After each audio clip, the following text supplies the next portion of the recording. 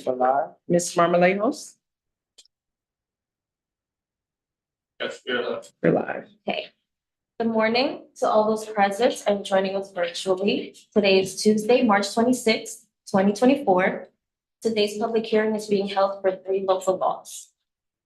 Present here, we have the mayor, Sean Patterson Howard, Corporation Counsel, Brian Johnson, City Clerk, Tanisha Walter, guests, and myself, Administrative Assistant to the Mayor, Lady Magdalens.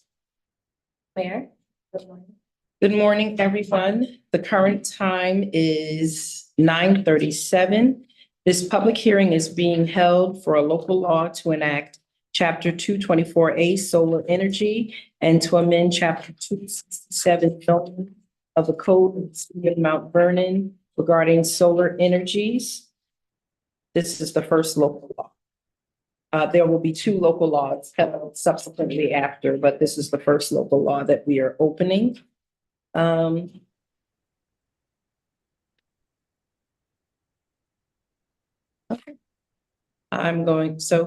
Mr. Corporation Counsel, can you please read or present the local law? Local law to enact Chapter 224A Solar Energy and amend the zoning of the City of Mount Vernon regarding solar energy systems. Be it enacted by the City Council of the City of Mount Vernon as follows. Section 1, the Code of the City of Mount Vernon is amended by adding the following language in bold to be added. Chapter 224A Solar Energy, 224A-1 Authority. A, this article is adopted pursuant to Section 20 of the Municipal Home Rule Law and Sections 19 and 20 of the City Law of the State of New York, which authorize the city to adopt zoning provisions that advance and protect the health, safety, and welfare of the community, and to make provision for the accommodation of solar energy systems and equipment and access to sunlight necessary therefore. B, the authority to issue special use permits pursuant to this chapter is hereby delegated to the Planning Board. Section 224-2, Statement of Purpose. A, solar energy is a renewable energy resource that can be utilized throughout the City of Mount Vernon to promote sustainable business design and practices, to promote consumer choice and allow residents and businesses to use local renewable energy while displacing fossil fuel generation and to improve air quality. B, the use of solar energy to provide electrical power for the needs of the city's residents and businesses is consistent with the City of Mount Vernon's commitment to green infrastructure and practices, and is consistent with its goals of promoting long-term sustainability. C, this solar energy article is adopted to advance and to protect the public health, safety, and welfare of the city by creating regulations for the installation and use of solar energy generating systems and equipment, and the following objectives. 1, to take advantage of safe and abundant renewable and non-polluting energy resource. 2, to decrease the cost of electricity to the owners of residential and commercial properties, including single-family homes. 3, to increase employment and business development in the city to the extent reasonably practicable by furthering the installation of solar energy systems.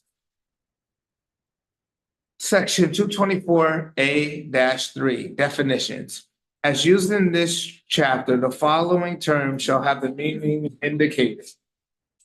Building integrated solar energy systems, a combination of solar panels and solar energy equipment integrated into any business building envelope system, such as vertical facade, semi-transparent skylight systems, roofing materials, or shading over windows which produce electricity for on-site consumption. Community solar energy system, a solar energy system that generates electricity that is fed directly into a power grid and is not directly consumed on site. Off-site subscribers earn credits on their individual electric bills.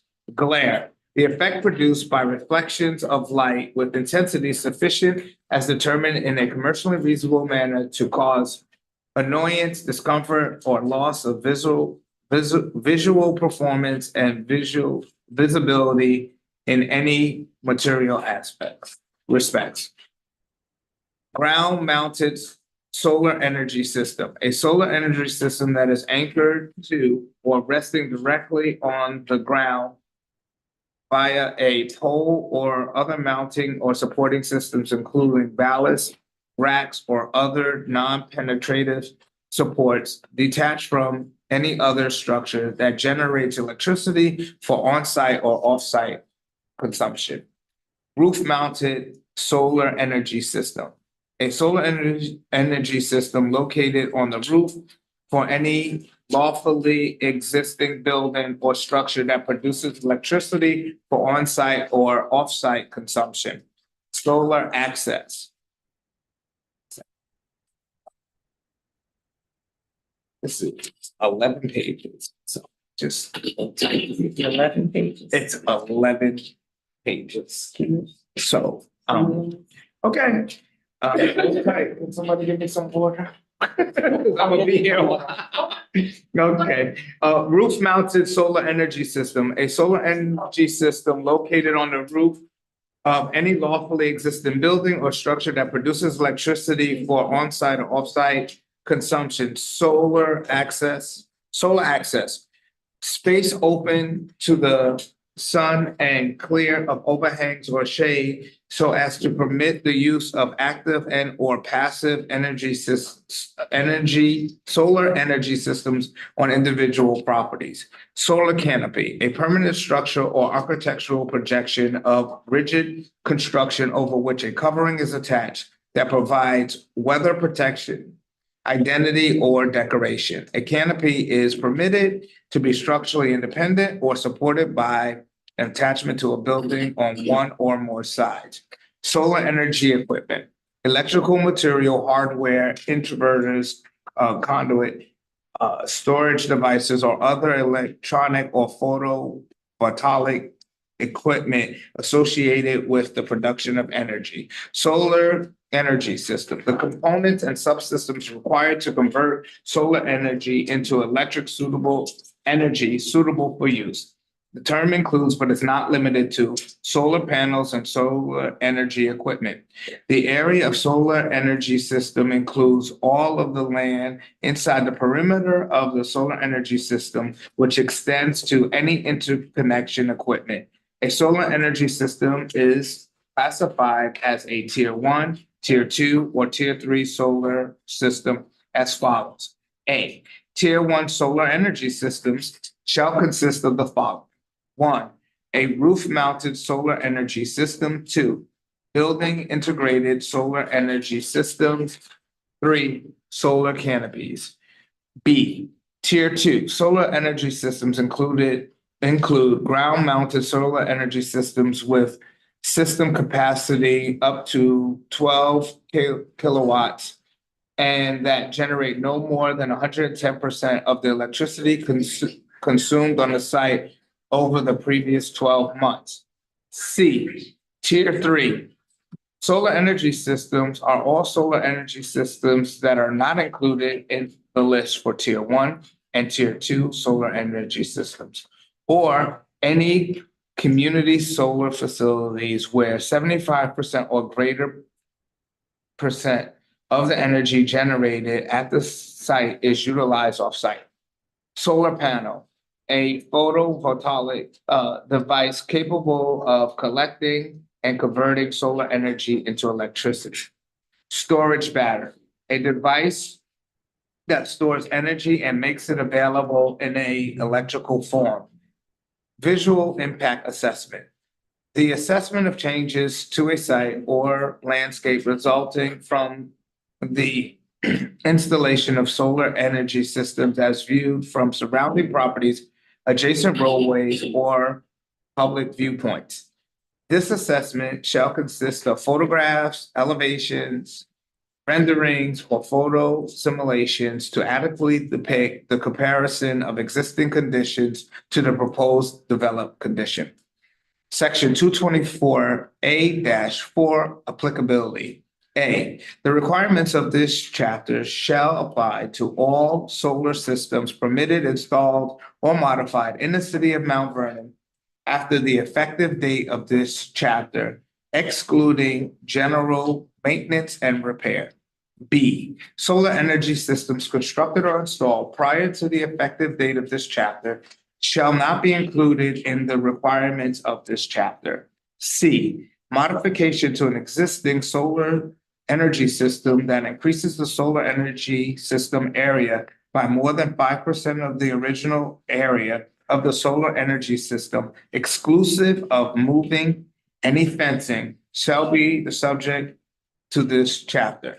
D, all energy solar systems shall be designed, erected, and installed in accordance with all applicable codes, regulations, and industry standards as referenced in the New York State Uniform Fire Prevention and Building Code, the New York State Energy Conservation Code, and the City of Mount Vernon Code.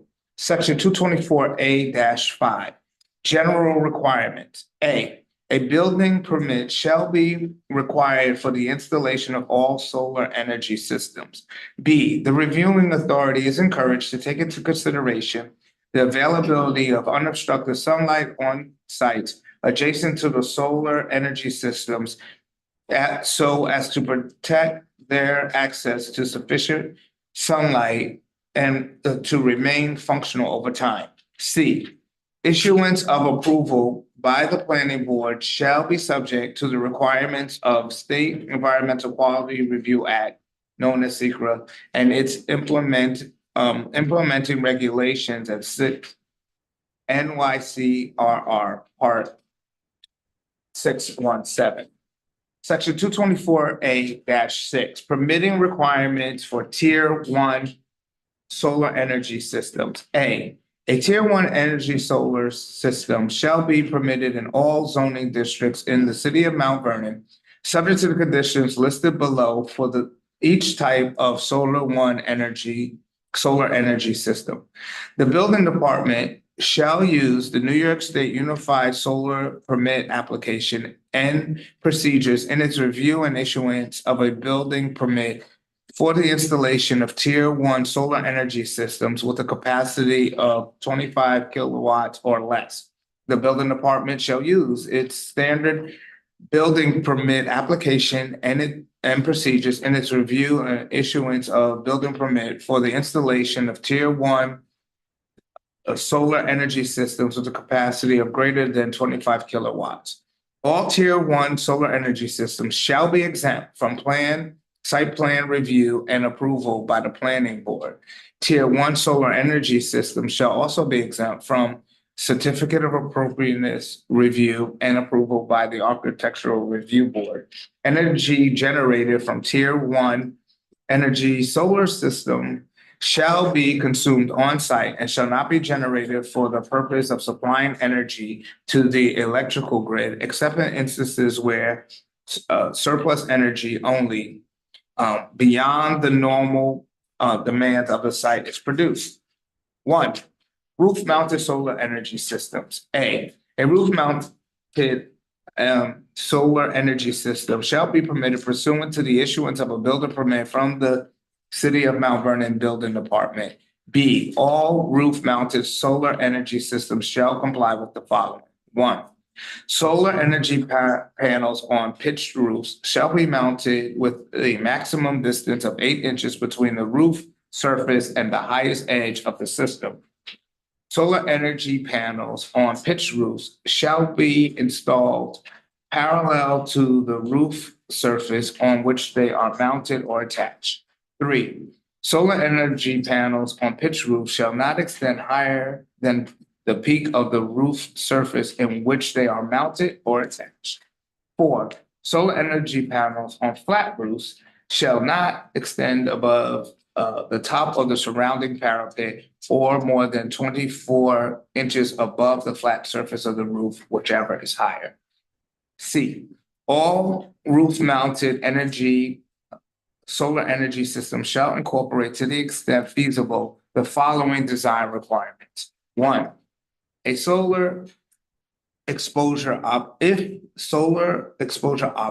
exist, solar panels shall not be placed on the front street facing portion of the roof. Two, solar panel groups shall be arranged or oriented in the same direction, either all landscape or all portrait. Three, solar panels shall be arranged or grouped in complete rectangles, staggered or step solar panel arrangements shall be avoided. The colors of solar panels and frames shall not contrast and should reasonably match the color of the roof. D, glare. All solar panels shall have anti-reflective coatings. Page 5 of 11. C, height. All roof-mounted solar energy systems shall be subject to the maximum height regulations specified for principal and accessory buildings within the underlying zoning district. F, equipment.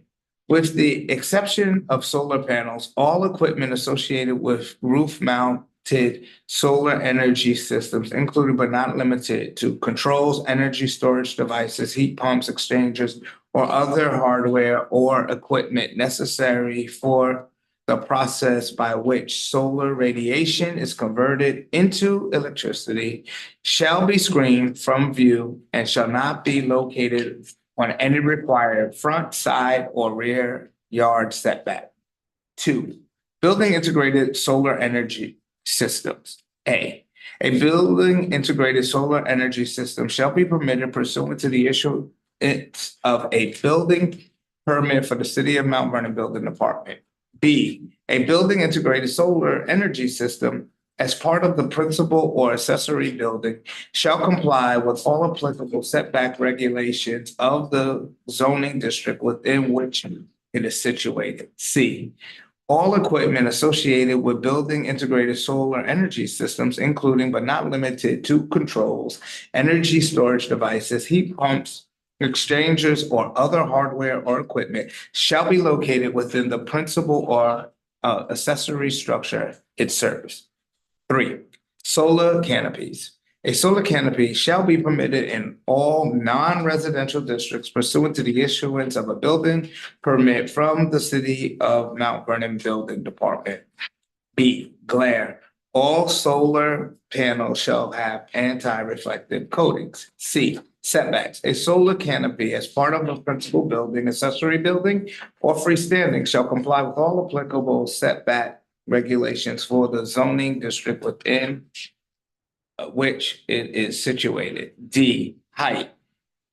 No solar canopy can exceed 25 feet. E, applicants for a permit to construct a solar canopy shall submit all studies as required by the building department. 224A-7, permitting requirements for Tier 2 solar energy systems. A Tier 2 energy solar system shall be permitted as an accessory use in all zoning districts in the City of Mount Vernon, subject to the conditions below. Tier 2 solar energy systems consist of small-scale ground-mounted systems that produce energy for on-site consumption and shall not be generated for the purpose of supplying energy to the electrical grid, except in instances where surplus energy beyond the normal demands of the site is produced. Tier 2 solar energy systems shall be exempt from site plan review and approval by the planning board. Tier 2 energy solar systems shall be exempt from certificate of appropriateness review and the approval of the architectural review board. Page 6. 1. Okay. The building department shall use the New York State Unified Solar Permit application and procedures in its review and issuance of a building permit for the installation of Tier 2 solar energy systems. 2, a Tier 2 solar energy system shall not exceed 950 square feet. 3, a tier 2 solar energy system shall comply with the setback regulations for the underlying zoning districts. 4, a tier 2 solar energy system shall only be installed in the side or rear yard and shall in no instance be located in the front yard. 5, a tier 2 solar energy system shall not exceed 15 feet in height. 6, all tier 2 solar energy systems shall be screened from adjacent properties to the extent reasonably practicable. 7, solar energy equipment shall be located in a manner to avoid and or minimize the blockage of view from surrounding properties and the shading of property to the north while still providing solar access. 8, glare. All solar panels shall have anti-reflective coatings. 224A-8, permitting requirements for tier 3 solar energy systems. A, all tier 3 solar energy systems shall be permitted pursuant to the issuance of a special permit and site plan approval by the planning board in accordance with the standards and procedures set forth in City Code Chapter 267, Article 6 and 7, respectively. Tier 3 solar energy systems shall be exempt from the certificate of appropriateness review and approval by the Architectural Review Board. Tier 3 solar energy systems shall be subject to the following special permit conditions. 1, lot size. The property on which the tier 3 solar energy system is placed shall be at least 8 acres. 2, setbacks. A tier 3 solar energy system shall comply with the setback requirements of the underlying zoning district and shall not be located in a front, side, or rear yard setback. 3, height.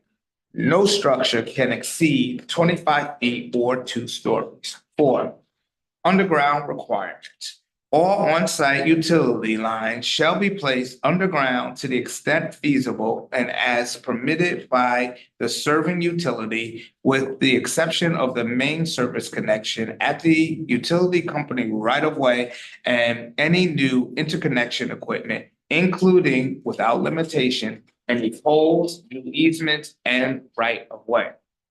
5, vehicular paths. Vehicular paths within the site shall be designed to minimize the extent of impervious materials and soil compaction. 6, A, no sign or graphic content shall be displayed on solar energy systems except for the manufacturer's name, equipment-specific information, safety information, and 24-hour emergency contact information. Said information shall be depicted within the area of no more than 8 square feet. B, as required by National Electric Code, disconnect and any other energy shutoff information shall be clearly displayed on a light reflective surface. A clearly visible warning sign containing voltage shall be placed at the base of all pad-mounted transformers and substations. 7, glare. All solar panels shall have anti-reflective coatings. 8, lighting. Lighting of the solar energy system shall be limited to that minimally required for safety and operational purposes and shall be reasonably shielded and downcast from abutting properties. 9, tree cutting. Removal of existing trees is subject to the requirements of Chapter 252 of the City Code. No more than 30% of the existing trees on site can be removed for the installation of Tier 3 solar energy system. Trees deemed to be invasive species and proposed for removal shall be required to be mitigated at a ratio of 1 tree planted for every 3 trees removed. 10, lot coverage. A Tier 3 solar energy system shall not exceed 50% of the lot on which it is installed. Fencing required, 11, fencing requirements. All mechanical equipment, including any structure for storage batteries, shall be enclosed by an 8-foot high fence with a self-closing and self-locking gate to prevent unauthorized access. 12, screening and visibility. Applicants for Tier 3 solar energy systems shall be required to A, conduct a visual impact assessment for the visual impacts of the solar energy system on public roadways and adjacent properties. At a minimum, a line of sight profile analysis shall be provided. Depending upon the scope and the potential significance of the visual impacts, additional impact analysis, including, for example, a digital view shed report, may be required to be submitted by the applicant. B, submit a screening and landscaping plan to show adequate measures to screen through landscaping, berms, grading, and other screening methods so that the views of the solar panel and solar energy equipment shall be minimized as reasonably practicable from public roadways and adjacent properties to the extent feasible. 13, decommissioning. Solar systems that have been abandoned and or not producing energies for a period of 1 year shall be removed at the expense of the owner and or operator's expense, which at the owner's option may come from a security made with the city as set forth herein. B, a decommissioning plan signed by the owner and or operator of the solar energy system shall be submitted by the applicant to the building department and planning board prior to the issuance of a building permit, addressing the following items as well as any other materials required by the planning board.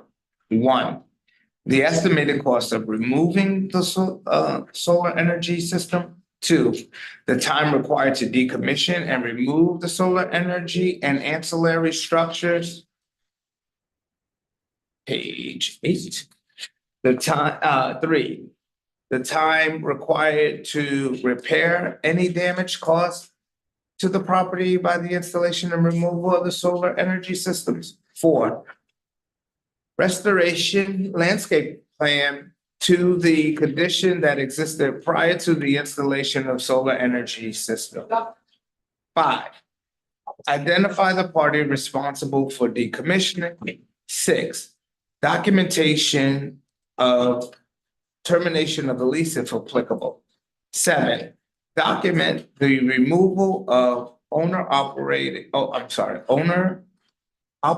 owned equipment, concrete conduits, structures, fencing, driveways, and foundation. C, security. 1, the deposit, execution, and the filing with the city clerk of a cash, bond, or other forms of security reasonably acceptable to the city's law department shall be in an amount sufficient to ensure the good faith performance of the terms and conditions of the permit issued pursuant hereto and to provide for the removal and restoration of the site subsequent to removal.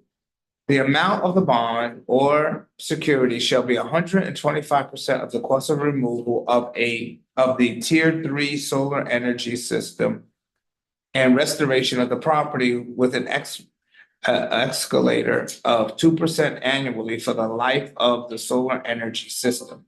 The decommissioning amount shall be reduced by the amount of the estimated salvage value of the solar energy system. 2, in the event of default upon performance of such conditions, after proper notice and expiration of any cure periods, the cash deposit, bond, and security shall be forfeited to the city, which shall be entitled to maintain an action thereon. The cash, deposit, bond, or security shall remain in full force and effect until restoration of the property as set forth in the decommissioning plan is completed. 3, in the event of default or abandonment of the solar energy system, the system shall be decommissioned as set forth herein. 14, ownership changes.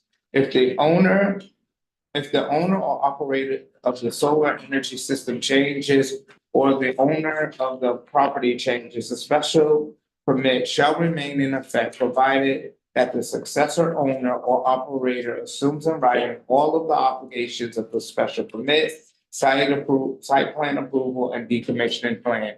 A new owner or operator of the solar energy system shall notify the building department of such change in ownership or operator within 30 days of the ownership change.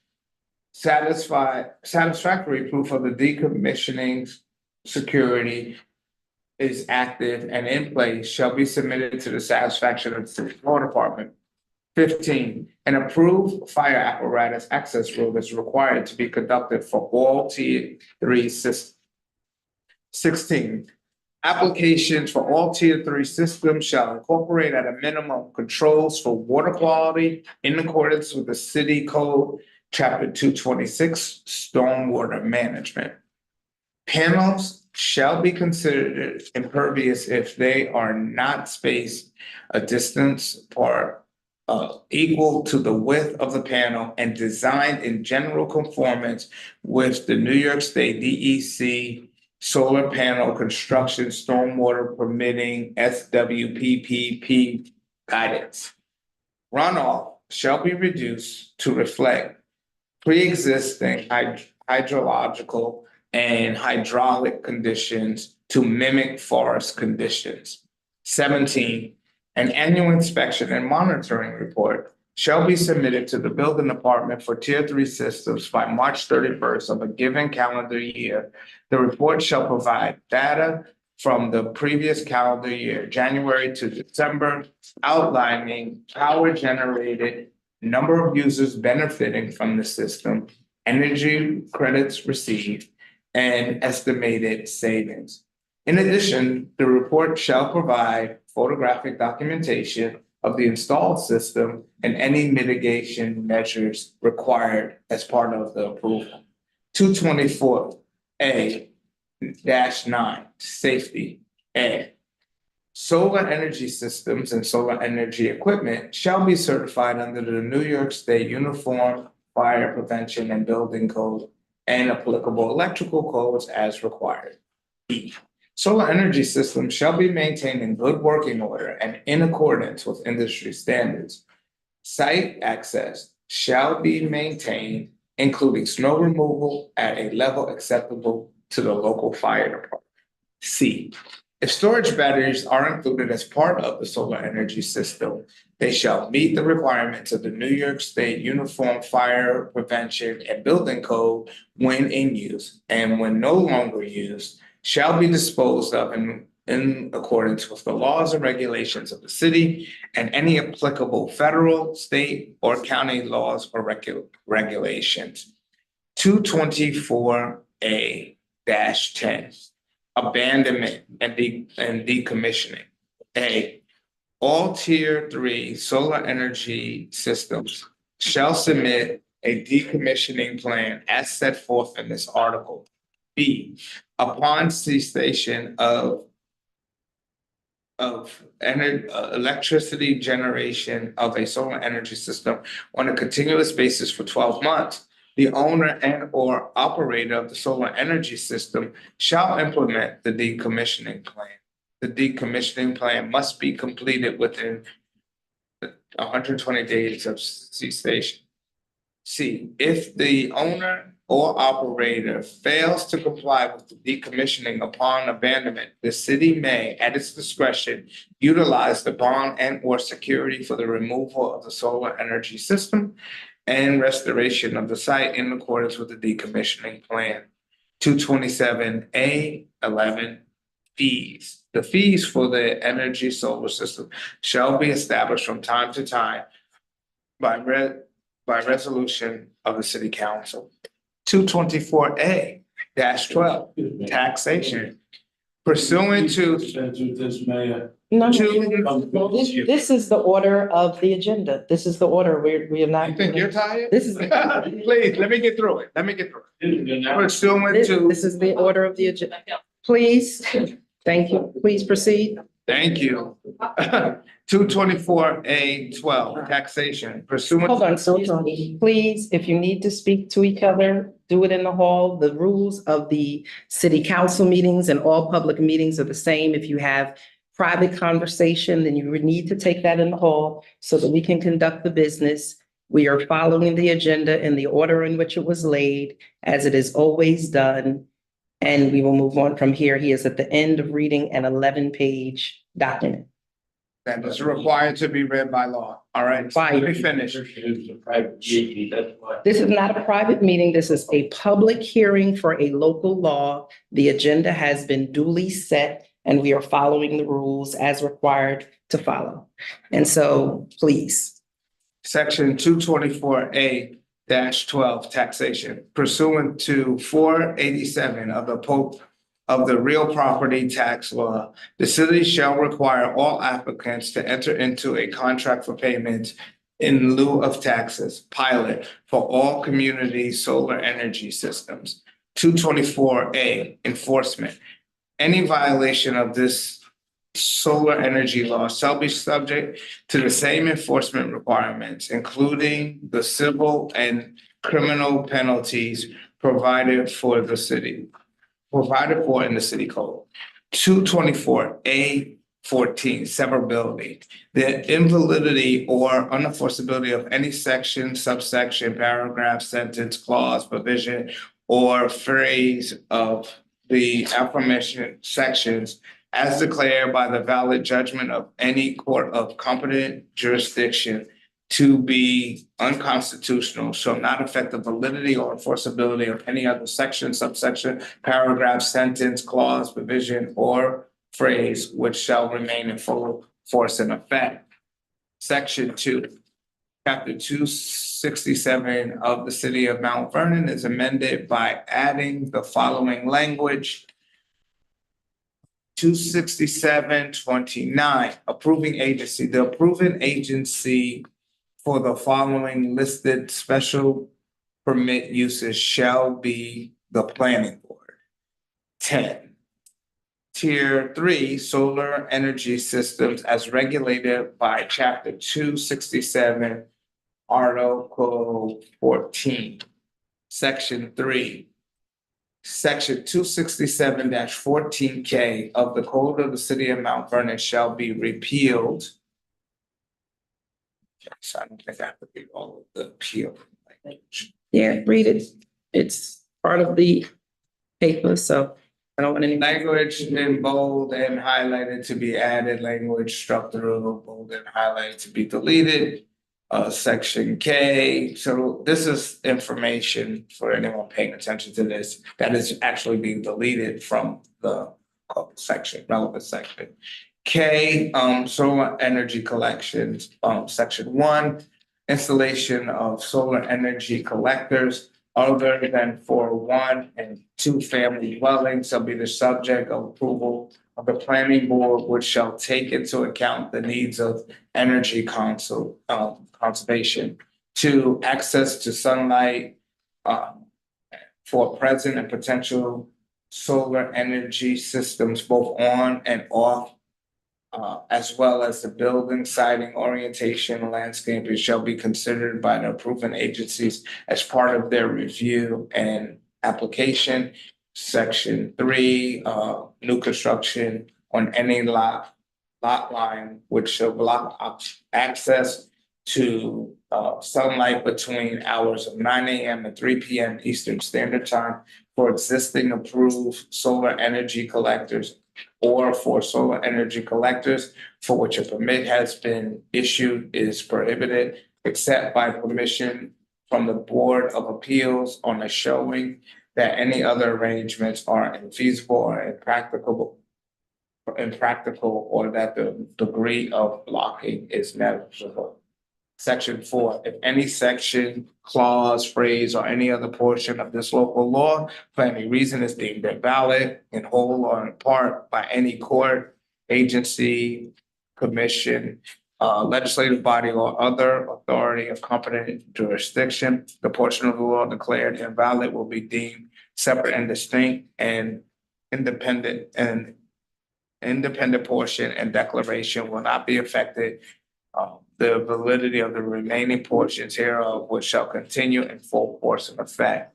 Section 5, this local law is adopted pursuant to the authority granted by municipal home rule law. Section 10(1)(e)(3), it supersedes the provisions of the city law to the extent that they are inconsistent with this local law. Section 6, this local law will take effect immediately upon its filing in the Secretary of State in accordance with municipal home rule law, section 27. No, finish. Okay. Thank you very much, Council Johnson. I appreciate that. Ms. Marmalejos, has this notice appeared in the local newspaper, and if so, when? Yes, the notice was published in the news on Monday, March 18th, 2024, and Wednesday, March 20th, 2024. The notice may also be found on www.newyorkpublicnotices.com, classified.loha.com under legals, and is also posted in the catalog rag in the Times. Thank you very much. So this is where we open up this to public comment. Speakers are provided 2 to 3 minutes to speak, 2 minutes to speak, and may be granted an extension for an additional minute for the maximum of 3 minutes. So at this time, have you received any correspondence either in favor or in opposition to this local law since the publication or the notice of this hearing? No correspondence was received in the office of the mayor. Okay. Is there anyone present in the room or via Zoom who wishes to speak in opposition of this local law? Is there anyone present in the room or via Zoom who wishes to speak in opposition to this local law? And for the third time, okay. I have a question. I don't know if I'm going to be opposed for it, but I thought when Brian was reading this, it said you can, on a 2-pitch roof facing south, you can have solar panels on the front. The back would be facing north, you wouldn't have them. Is that true? Or all these horizontal streets like Overhill and California Road and Palo Alto and Monterey, they all face south. So does that mean you can't put up a solar panel if you live in one of these houses because it's the front? There are regulations around solar panels being put in the front or the back of the houses. I mean, depending on how the house is set. Also for public, because the whole city will look like a solar panel. And so, well, that's a question. So traditionally, everything had to go before the Architectural Review Board. And when it went before the Architectural Review Board, the arguments were that it took a year and a half to get solar panel permission to go on your home. And so people lost opportunities for grants and things of that nature because it just took an extended amount of time. And so this is the same universal solar application that every municipality in the state is using so that the applications can go through. We know with rising utility costs, we want to make sure that our residents have the opportunity to receive the same benefits as everyone in every single other municipality in the state. And so this is the process in which the city is adopting to allow that to happen. That is not to say that nothing can be on the front. There's just a limit. There's a limit. There are 25 conditions that need to be met as part of this application. And so that's the best answer that I could give you. So it really depends on the ARB. No, this takes it out of the ARB now and allows it to be a permit that just goes through the building department as long as the conditions are met. I mean, it doesn't affect my house because I'm east-west with two-pitch roof, but. Okay. For the third time, is there anyone present in the room or via Zoom who wishes to speak in opposition of the local law? Okay, hearing none. Is there anyone present in the room or via Zoom who wishes to speak in favor of the local law? Is there anyone present in the room or via Zoom who wishes to speak in favor of the local law? I got a question about it that I don't think I heard in his presentation. Because I got involved with a conversation here many years ago when it dealt with the towers for cell phones. They weren't protecting the lines, transmission of electricity, creating a magnetic field, which is cancerous. Is this going to go through our local engineering department, or will there be a separate engineering department analyzing this? Well, these are not cell towers. These are solar panels. But they still carry electricity, which generates a magnetic field. So, And if that magnetic field is not properly insulated, it can create cancer in anyone surrounding. so this local law is a model that's used throughout the state. It was required to go through a environmental impact study.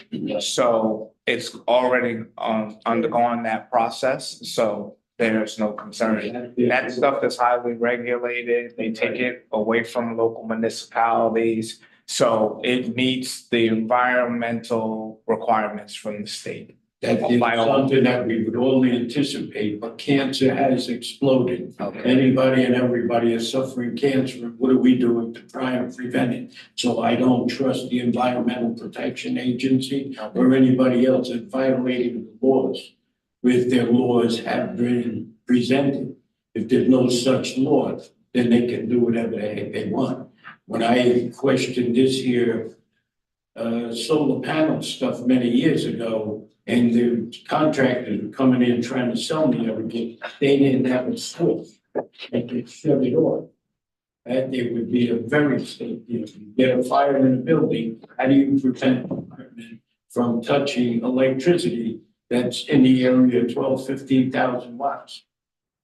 So there were a lot of limitations. I've had experience with a few different things, and I didn't hear it, brought up in this other than the General Protection Agency.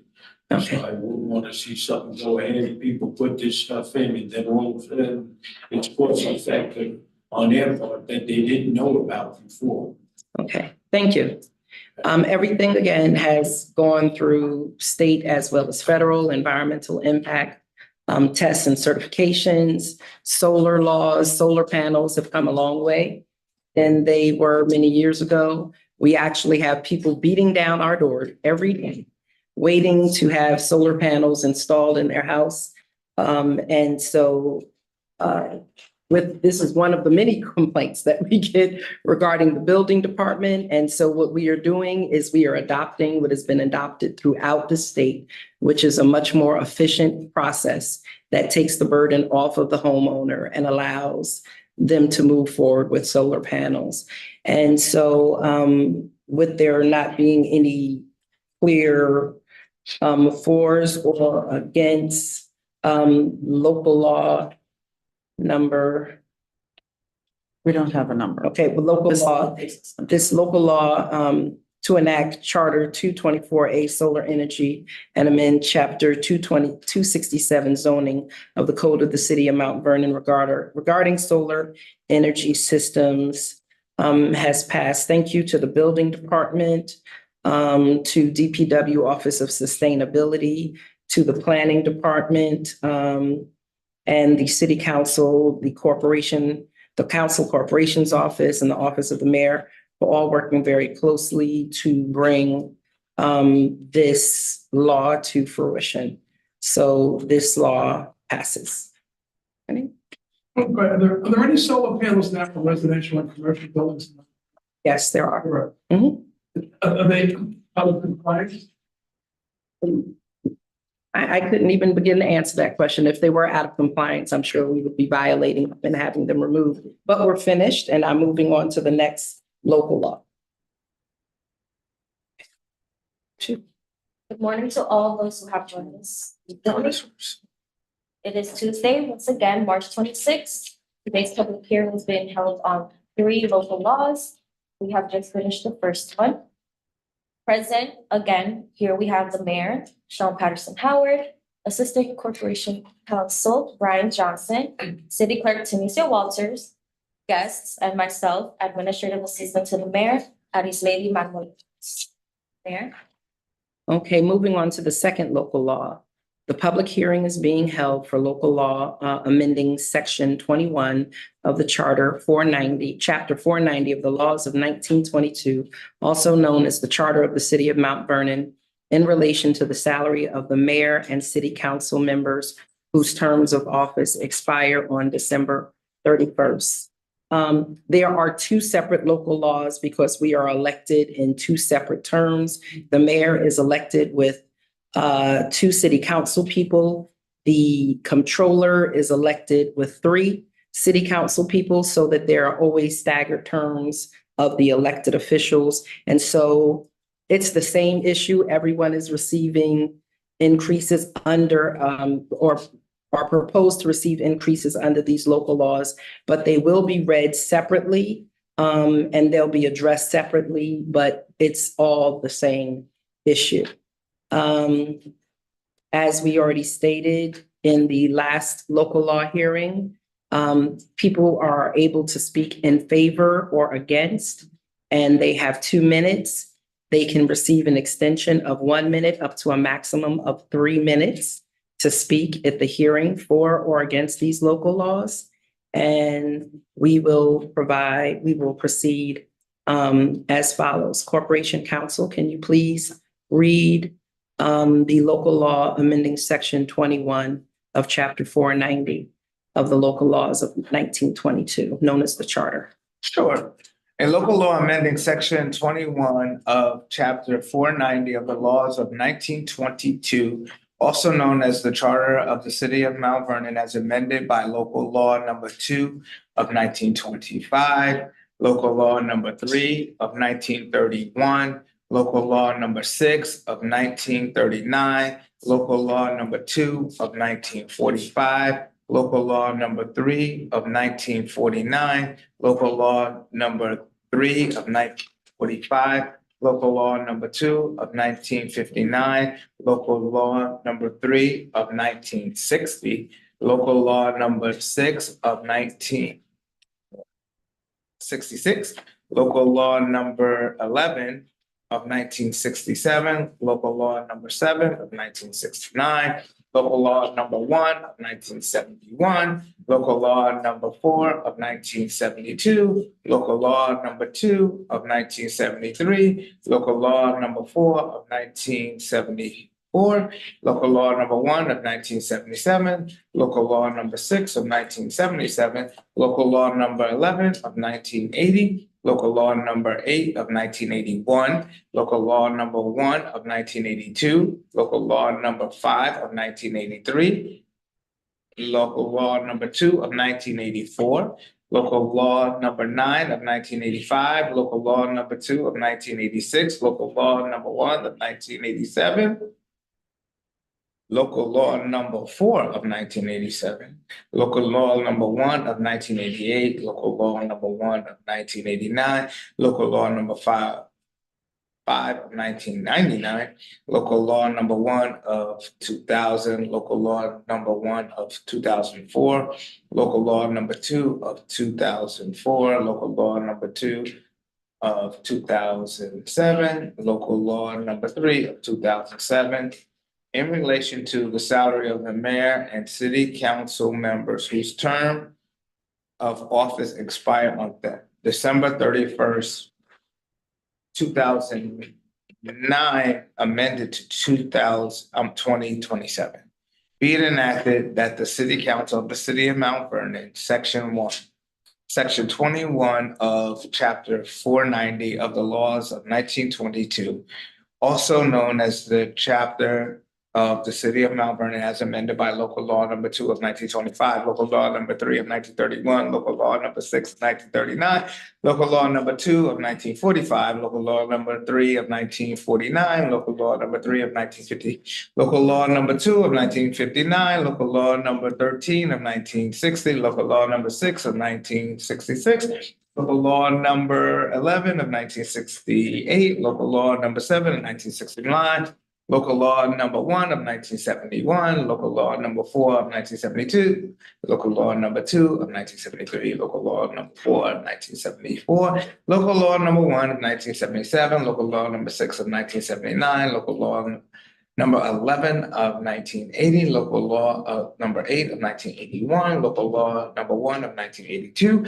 local law of number 5 of 1983, local law number 2 of 1984, local law number 9 of 1985, local law number 2 of 1986, local law number 1 of 1987, local law number 4 of 1987, local law number 1 of 1988, local law number 1 of 1989, local law number 5 of 1999, local law number 1 of 2000, local law number 1 of 2004, local law number 2 of 2004, local law number 2 of 2007, local law number 3 of 2007, in relation to the salary of comptroller and the city council members who shall expire on December 31st, 2027 is hereby amended as follows.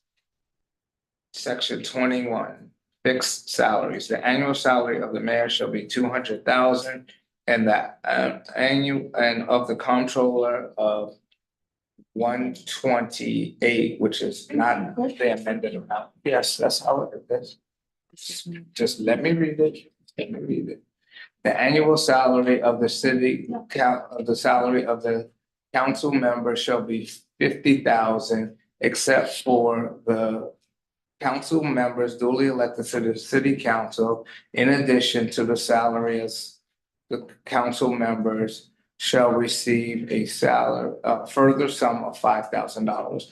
Whenever there shall exist a vacancy in the office of the mayor by reason of death, resignation, disqualification, or removal of the incumbent thereof, the president of the city council, while acting as mayor during such vacancy, shall be entitled to receive an amount equal to the sum of the mayor and the president pro tem of the city council, while acting as president of the city council during the same period, shall be entitled to receive an amount equal to the salary of the president when there is such a vacancy in the office of the mayor, but not in the office of the mayor. But not in the office of the mayor, the president pro tem of the city council shall be entitled to receive an amount equal to the salary of the president of the council while acting as president of the city council during such vacancy. All salaries shall be paid in installments as directed by the board of estimate and contract. Section 2, the local law shall take effect pursuant to section 24 of the municipal home rule law.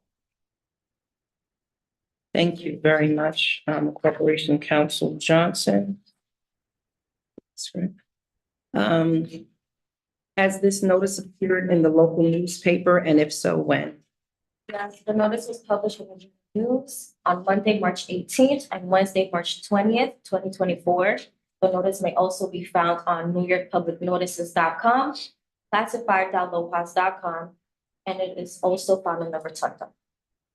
Okay. Has there been any correspondence received either in favor or in opposition to this local law since the publication of the notice of the hearing?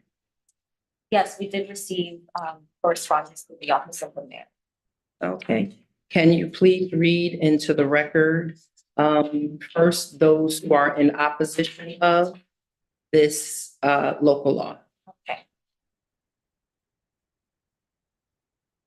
For the record, both are in opposition. First one, it is from Karen Sachi, or Scotchy, I'm sorry if I mispronounced. Says, Dear Mayor Shaw Patterson Howard, Please accept this letter as my voice for the local law public hearing on the proposed elected official salary increases, since I am unable to take time from work to attend in person. It is unfortunate that this meeting intended for the public was not scheduled outside of the standard for such a principal issue. On December 8th, 2021, the same local law resolution came before the city council and seemed to have dropped. At that time, it was said that the proposed salary increase would help the next term of elected and not the current. Obviously, that never went through, and here we are with the newly proposed outrageous increases to take effect immediately. These suggested pay raises do not reflect the demographics which you serve and are insult to the community. Coupled with that, the deceit that these funds were added into the 2024 adopted budget without informing the community of that line item, which aided in the increase of our city property taxes. We do not recognize that the salaries of the local law have not been moved in over a decade and appreciate the work that is being done by those serving. However, had you put forth the local law resolution proposed in December 2021, which raised the salaries for mayor to $165K, councilpersons $43K, and comptroller to $148K, the proposed salary increases may have been met with more understanding. In consideration of the importance of changing local laws, may you leave this public hearing open for your community to have a voice, as these critical changes should come with public consensus and/or even voter referendums. Thank you. Thank you. Can you read the next one? Yes. So the next one was sent via email from Vince Ferrandino. It states, Mayor Sean Patterson Howard, I am unable to attend the March 26th public hearing on the proposed salary increases for the mayor, comptroller, and city council members because I have a business commitment for my firm at that time. As I mentioned to you below in the string of emails going back to February 22nd, which I want to be included in its entirety for the record at this hearing, scheduling public hearings during the workday is inconvenient and an affront to transparency in government, especially when the matter involves the expenditure of taxpayers' money. The hearing time is not statutory and could easily have been changed to 7 p.m. to better accommodate the public. Having said that, I want to express my strong opposition to the granting of these out of proportion raises at this time and ask that you read the 4 paragraphs below into the record at the public hearing. First, let me say, as a former public official, that I am not opposed in principle to granting reasonable raises to those who deserve them, as one needs to reward good work and recognize that the city must be competitive to recruit and retain employees. However, the percentage increases of non-civil service, non-union employees previously approved by the city council range from 12 to 19%, as well those increases of 40% for mayor, 44% for comptroller, and 54% for city council members, and more for the city council president, are way over the top in this time of fiscal austerity and in fact are in excess of the comparables that Comptroller Morton provided in his research and analysis. Scroll down in this email for my refutation of those comparables and dialogue with Comptroller Morton, especially for mayor and city council members, which far exceed the cities of White Plains, New Rochelle, and Peekskill, the latter 2 of which have appointed and contracted professional city managers as their chief executives, in addition to part-time mayors. Those city managers are making $270,000 and $198,000 respectively, and are in no way comparable to the duties and salaries of elected Westchester mayors, thus grossly skewing the numbers. Yonkers, with a population in excess of 200,000 being the sole exception. Second, the comptroller's comparability analysis and flawed reasoning for adopting the raises was not made available to the public until I raised the issue with him, and following that, on the night the salary increases were adopted, giving the public insufficient time to review and digest them. City Council, contrary to comments made at the March 13, 2024 legislative meeting and my written comments submitted to the City Council, adopted the raises totaling $300,000 without any meaningful dialogue, despite pleas from 5 residents asking for more time. Why the rush to judgment? Third, the stealth manner in which these raises for both city employees and elected officials was perpetrated in the cumulative amount of more than $850,000, including benefits, was at best disingenuous and at worst unethical. Bearing the funds in the 2024 city budget contingency line, instead of disclosing the proposed increases in the fall of 2023 before the 2024 budget was introduced and approved, was a subterfuge and affront to the taxpayers. Why was this done in this manner? Contingency funds are to be used only in emergencies, and using those funds for excessive unannounced salary increases does not qualify as an emergency. Consequently, that line is now bereft in the event of a real emergency, putting the city arbitrarily and unnecessarily at risk. In conclusion, I would ask that this hearing be kept open to give the public sufficient time to digest and comment upon what is being proposed, including the comparability analysis that was undertaken by the comptroller to support the raises, and a reconsideration of the salary increases at percentages similar to what proposed for the mayor and city council members by resolution dated December 8th, 2021, copy of which is included below, but which for some reason was scrapped. Be considered. This is certainly more reasonable and equitable than what is being proposed today, which, again, I and many others believe is excessive. In the absence of this hearing section, I strongly urge that the proposed raises be denied. Thank you. Thank you. And do you have any written correspondence in favor?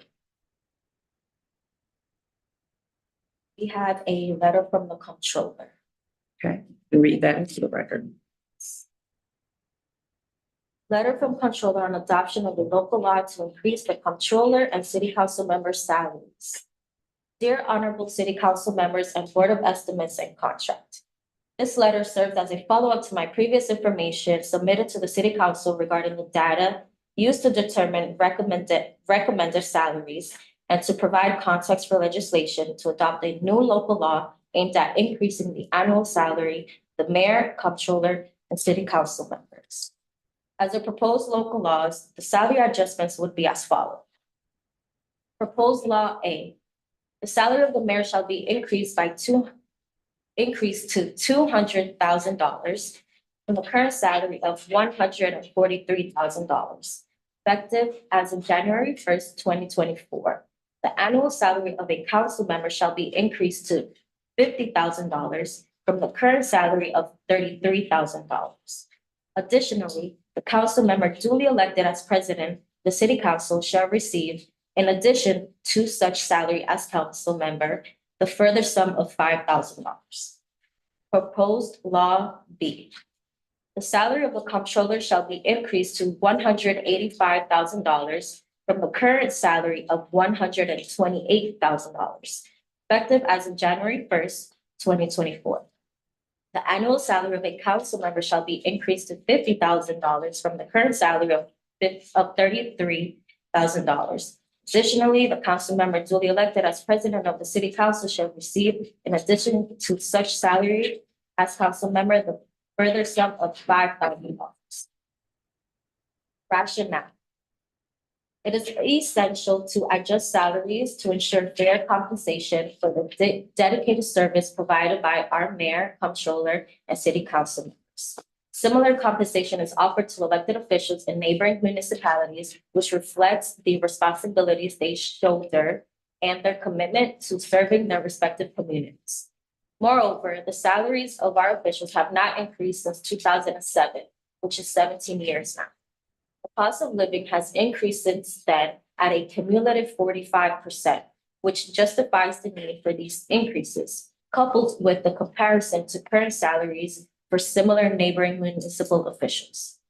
Most recently, in December 2023, City of Yonkers increased the salaries of the mayor from $158,000 to $228,500. That's a 46% increase.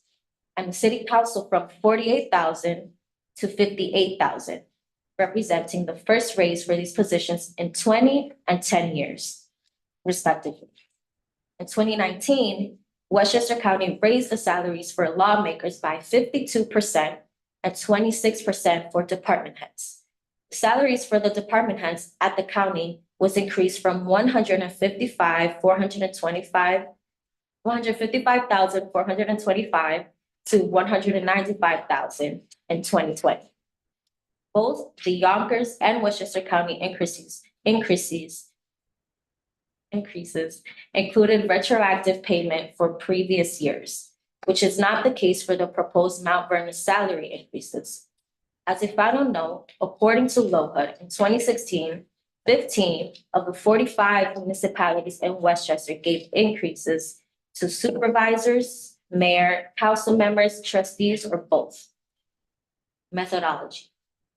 The research conducted when determining the appropriate recommendations for salary increases uses a mixed methods approach. We look at the length of time since the last salary raise for the electeds, as well as the collective bargaining unit employees, appointees, and salary increases trends for comparative municipalities, coupled with the cost of living rate of inflation.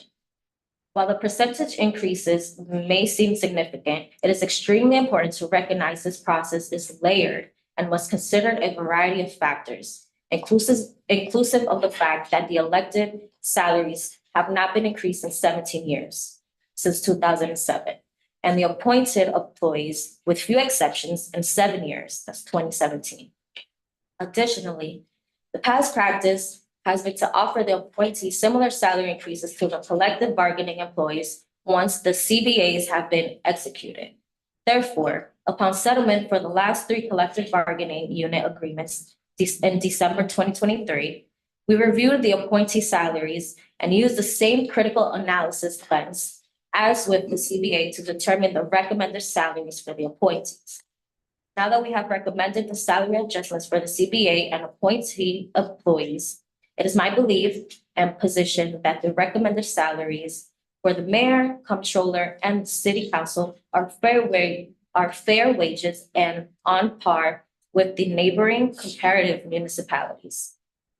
Analogous to the argument made by our collective bargaining unit employees when they were without a contract to not offer and approve these salaries increases would amount to a forced salary cut for elected and appointees, given cost of living increases since 2007 and 2017 respectively. To that end, when determining the recommended salary increases for the mayor, comptroller, and city council, the above rationale and the following data was used.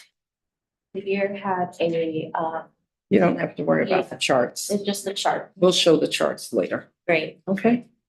Thank you very much.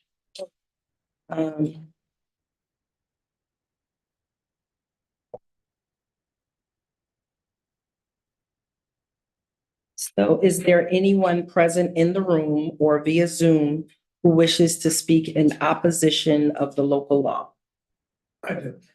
So if you just, we want to just make sure that you are able to be seen on video. And so if you want to, can someone do me a favor? If someone can take a chair, or you could either stand at the end of the table if you want to sit at the end of the table. Slide it over there. I just want to make sure it's okay. Yeah, if guys, somebody can, you know, I mean, I would move it, but I'm kind of with one hand right now. She always does something. Might as well get it out of the way. Facts versus fiction, that's tough. I mean, yeah, I just, you know. When Wait, we be Back in the comfortable. city council, you have a podium. But, mine's picking her up. Okay. I spoke to the valve. No, that's fine. So, I mean, you could stand, you could sit. We just wanted to offer a chair in case people wanted to sit since we're sitting. And just to be reminded, when you're speaking at the public hearings, you have to give your name, your address. You have 2 minutes to speak. At the end of the 2-minute warning, I'll do it this, so you know that you have, if needed, 1 extra minute. But we are keeping the time. Okay. Okay, hold on 1 second. Let me just, unless someone else wants to keep the time. Who's gonna be the timekeeper? Usually.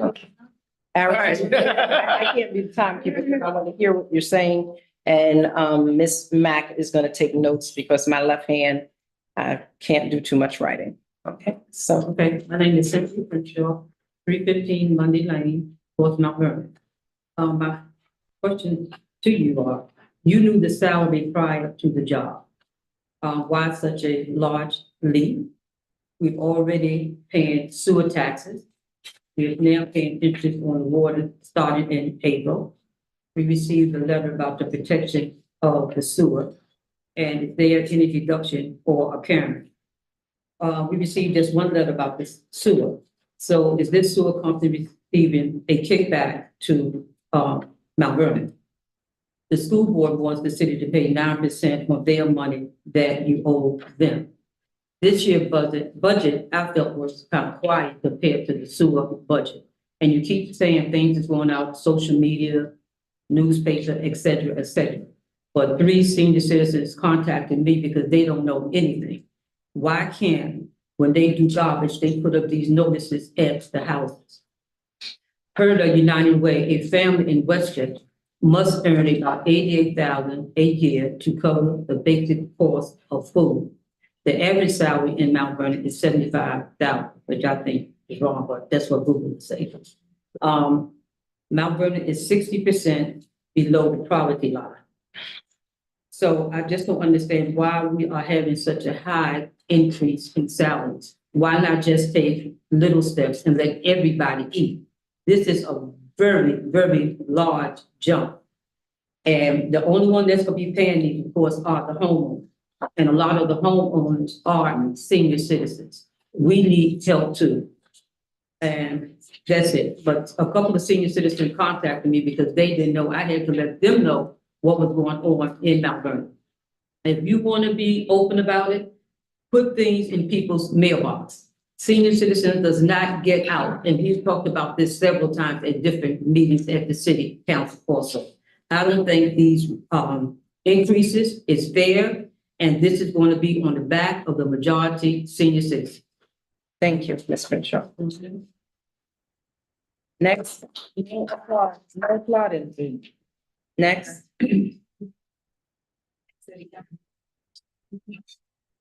Well, thanks, everybody. God bless you there. God bless you.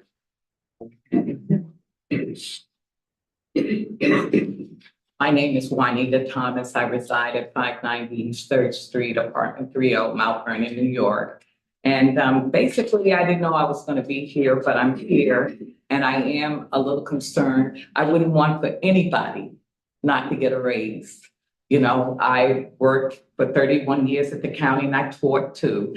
And, you know, just fairness, but there at this hour in our city, there's so much going on, so much hurt and blight and things that I've never seen being born here. So what I want to talk about, because a lot of people stop me and talk to me, the problem is that I feel is that the meeting wasn't notified in time to give most people time to be here to express their opinions of the raise. Because when I walk along the streets, I don't mind giving because my Heavenly Father will bless me for the seeds that I place. But that's my faith, you know what I'm saying?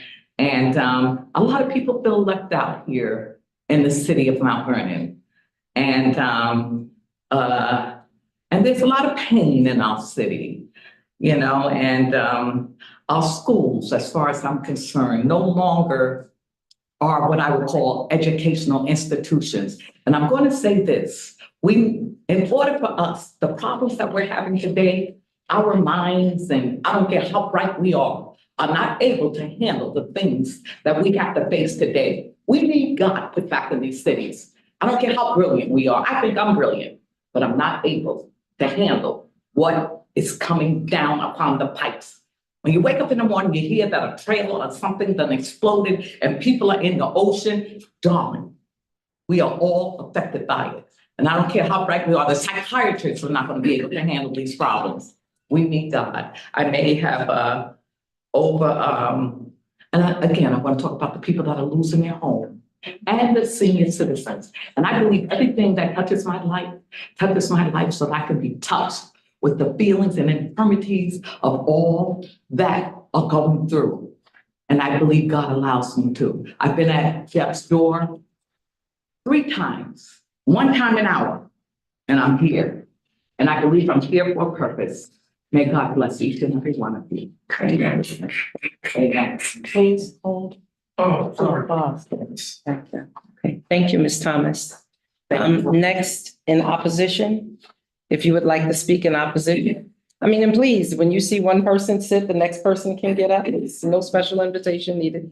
We want to address those in the room and then we'll go to those on Zoom. And so if you are on Zoom and you would like to speak in opposition, please raise your hand so that the facilitator will be able to introduce you when it comes time. Thomas Keller, 12 Pasadena Place, 10552. At the city council meeting a couple of weeks ago, this agenda was not even on the website. We found out about it at 7 o'clock, a meeting of the whole. You had a pre-meeting on Monday night in the city council. Somebody found out about it. Karen Scratchy sent emails around. This is an important thing and it's sneaky. And not only that, I'm on the mayor's weekly report. This meeting was not on the one a week ago Monday or this Monday. Yet your State of the City speech is right up there, April 3rd. Town halls, 5 town halls going through the end of June. Am I a conspiracy person? I don't know, but it's very sneaky. All right, now, in terms of controller and me, the mayor's responsibilities are tremendous, citywide. The controller, he writes checks and helps prepare the budget. He shouldn't be getting 90% of what the mayor gets. How about 70%? 75 at the most, 60, 70, 75. It's too bad Deborah Reynolds and Maureen Walker and maybe Peter Puccillo and Tom Regala are not here. What a self-serving thing by the controller. And we had 5 people speak against it. Lauren Carter, John Gallagher, John Favre, and myself. Then all of a sudden, the 6th person is the controller. He just happened to stop by and inferred that Gallagher and myself didn't know what we were talking about. When we said the city owes the school district this June 30th, July 1st, about $25 million. He said it's $6 million. He doesn't count anything unless it goes back 5 years. We got this information from Ken Silva, the former chief financial officer. He knows what he's talking about. Now, you base this stuff on Yonkers. Most of the elected officials and city government in Yonkers are a bunch of pigs. And I used to live in Yonkers. It's the Spano party that controls Yonkers. Everybody but maybe except for Anthony Moranti. Trader John Rubo, Mike Green is in with the Spano people. One of the city council people threatened to box cut another one. Great people to take after. They have 3 times the population we do, 3 times the number of students in the school system. 228, that's more than the governor makes, I think. And then it was retroactive. They can't even manage their own city, let alone the school district. They're asking the state for 86 million more. And they hired 200 people with government funds, ARPA funds. And now they're run out. What do we do? They have a local income tax on top of the state income tax. The transfer tax is almost like New York City, much more than the rest of Westchester. They have a sales tax, which is the highest in the county. Can Maybe in you the wrap state. it up because your 3 minutes have already expired? Yeah. You're given the 2 to 1 and extra. One more thing, Controller Morton refers to the county. When the Democrats got a supermajority and Latimer beat Astorino, they could push through anything they wanted. Latimer played it cute. He kept his salary at 160, but raised everyone else's to 196 with the approval of the Board of Legislators. That's what happened with one-party government. Before Latimer got in, Okay. the Republicans had a 10-7 advantage. So this no longer refers to this, so your time is up respectfully. We've given you extra time above and beyond. We know that you can probably speak a long time on this, but thank you so much, Mr. Keller. Your comments are on record. Thank I'll you. leave it to Mr. Gallo to talk more about the contingency and the budget. Okay. This is John Bob, 780 Grammaton Avenue, Mount Vernon, New York, 10552. I'll leave all the technical arguments up to Keller and Gallagher. Me, I'm gonna only talk about the personal effects that I've been involved in. I usually agree to salary increases when people provide the work for me that I'm looking to have done. Over 15 years, I've been fighting for Veterans Park on Scotch Bridge. You were only about the fifth or maybe the fourth due generation of the mayors that knew about this, yet I can't get anywhere with it in 15 years. The city council knows about it also. All I'm looking for is a completion. You can get up there and give the finest speeches about how much you owe to veterans for the freedoms and the rights and the jobs that you have in this country. Do you not realize how great this country is? That it's only because of our taxes, your cookie jars, that you're making something extra under the table? All these buildings coming into Mount Vernon. What is the demand going to be on the taxpayers of this city when all those kids have to have school spaces, when you have to update the sewer system so that they comply? 2 buildings went up on McQuestion Parkway, and a building I had down there, which I haven't had one backup sewer problem within 35 years that I've owned it. I had 5 within the first 3 months that the building restarted on McQuestion Parkway. You have these here underlying problems that the developers are not addressing, that the city taxpayers will have to address. They cannot afford paying salaries out to somebody who is not fighting for us.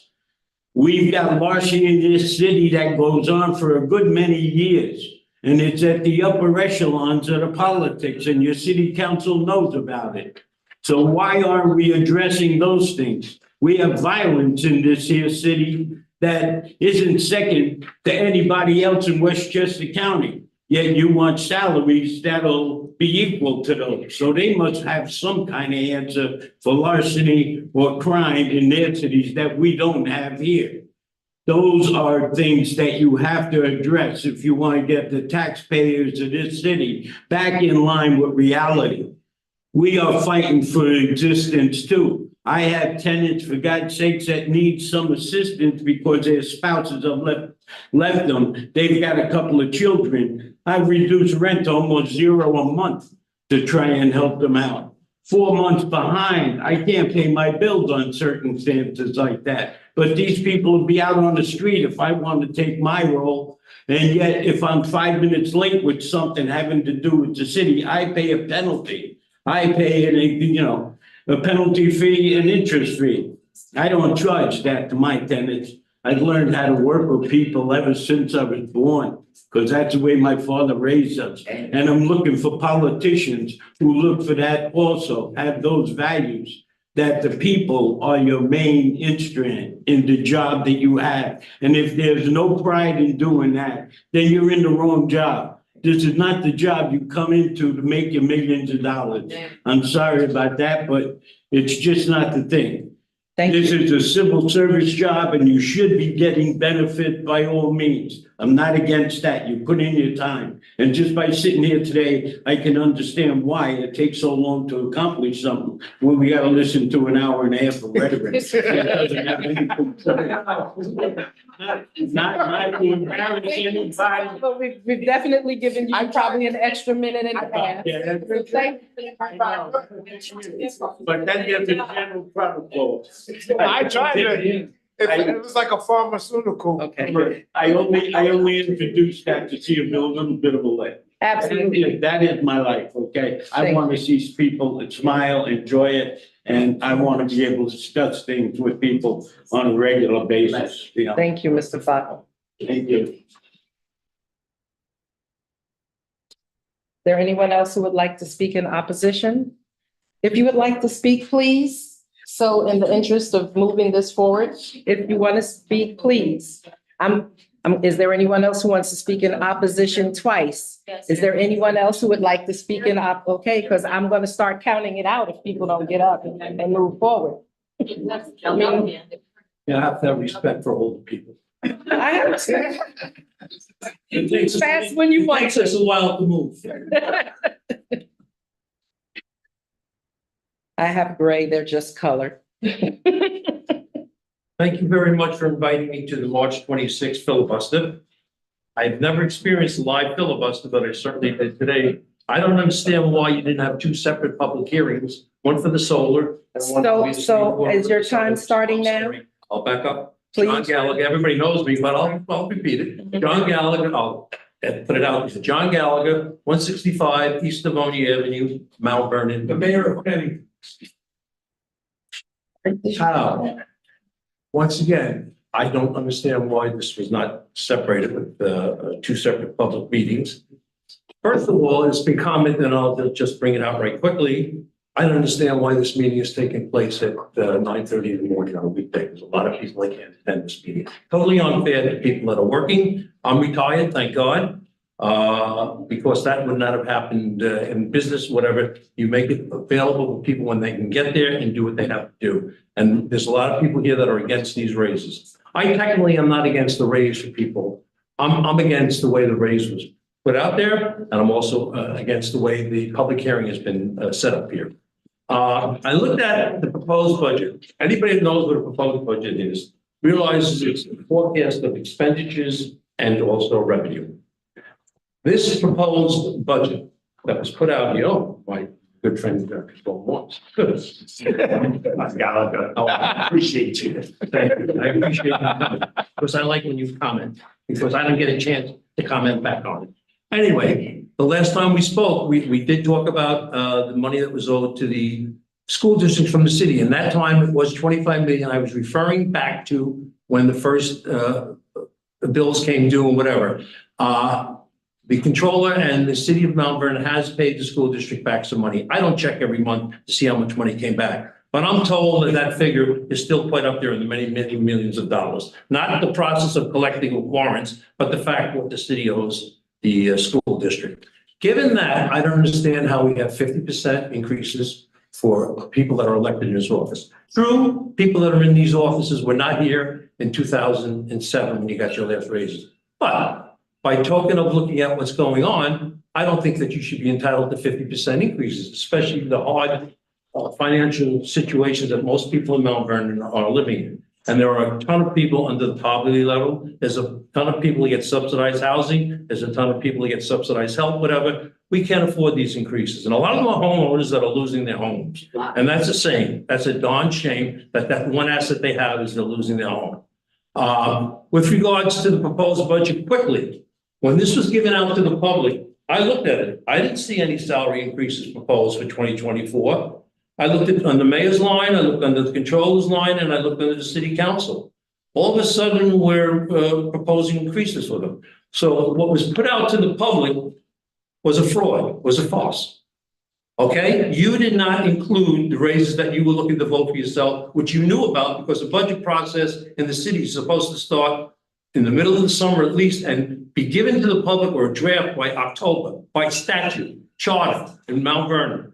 And that was not. Your time is up, but I'll give you about a minute to wrap I'll wrap it up. up quickly. Okay. I'm hearing that the money's coming from a contingency fund. Well, wait a minute. A contingency fund is there for one purpose, in case of emergencies, snowfalls and whatnot. I don't believe you can do that. I think it's personally unethical. I also think it's illegal. And guess what? You may be opening yourselves up for an Article 78.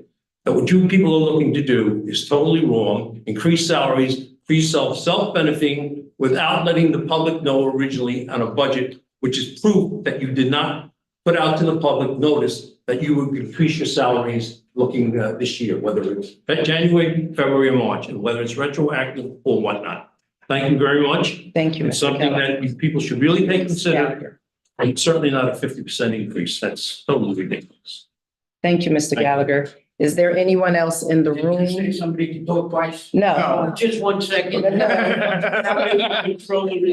No, because it's not a question and answer, no, because we have business to do all throughout the day too. Hello? So Yeah, but this. I gotta go home on Monday.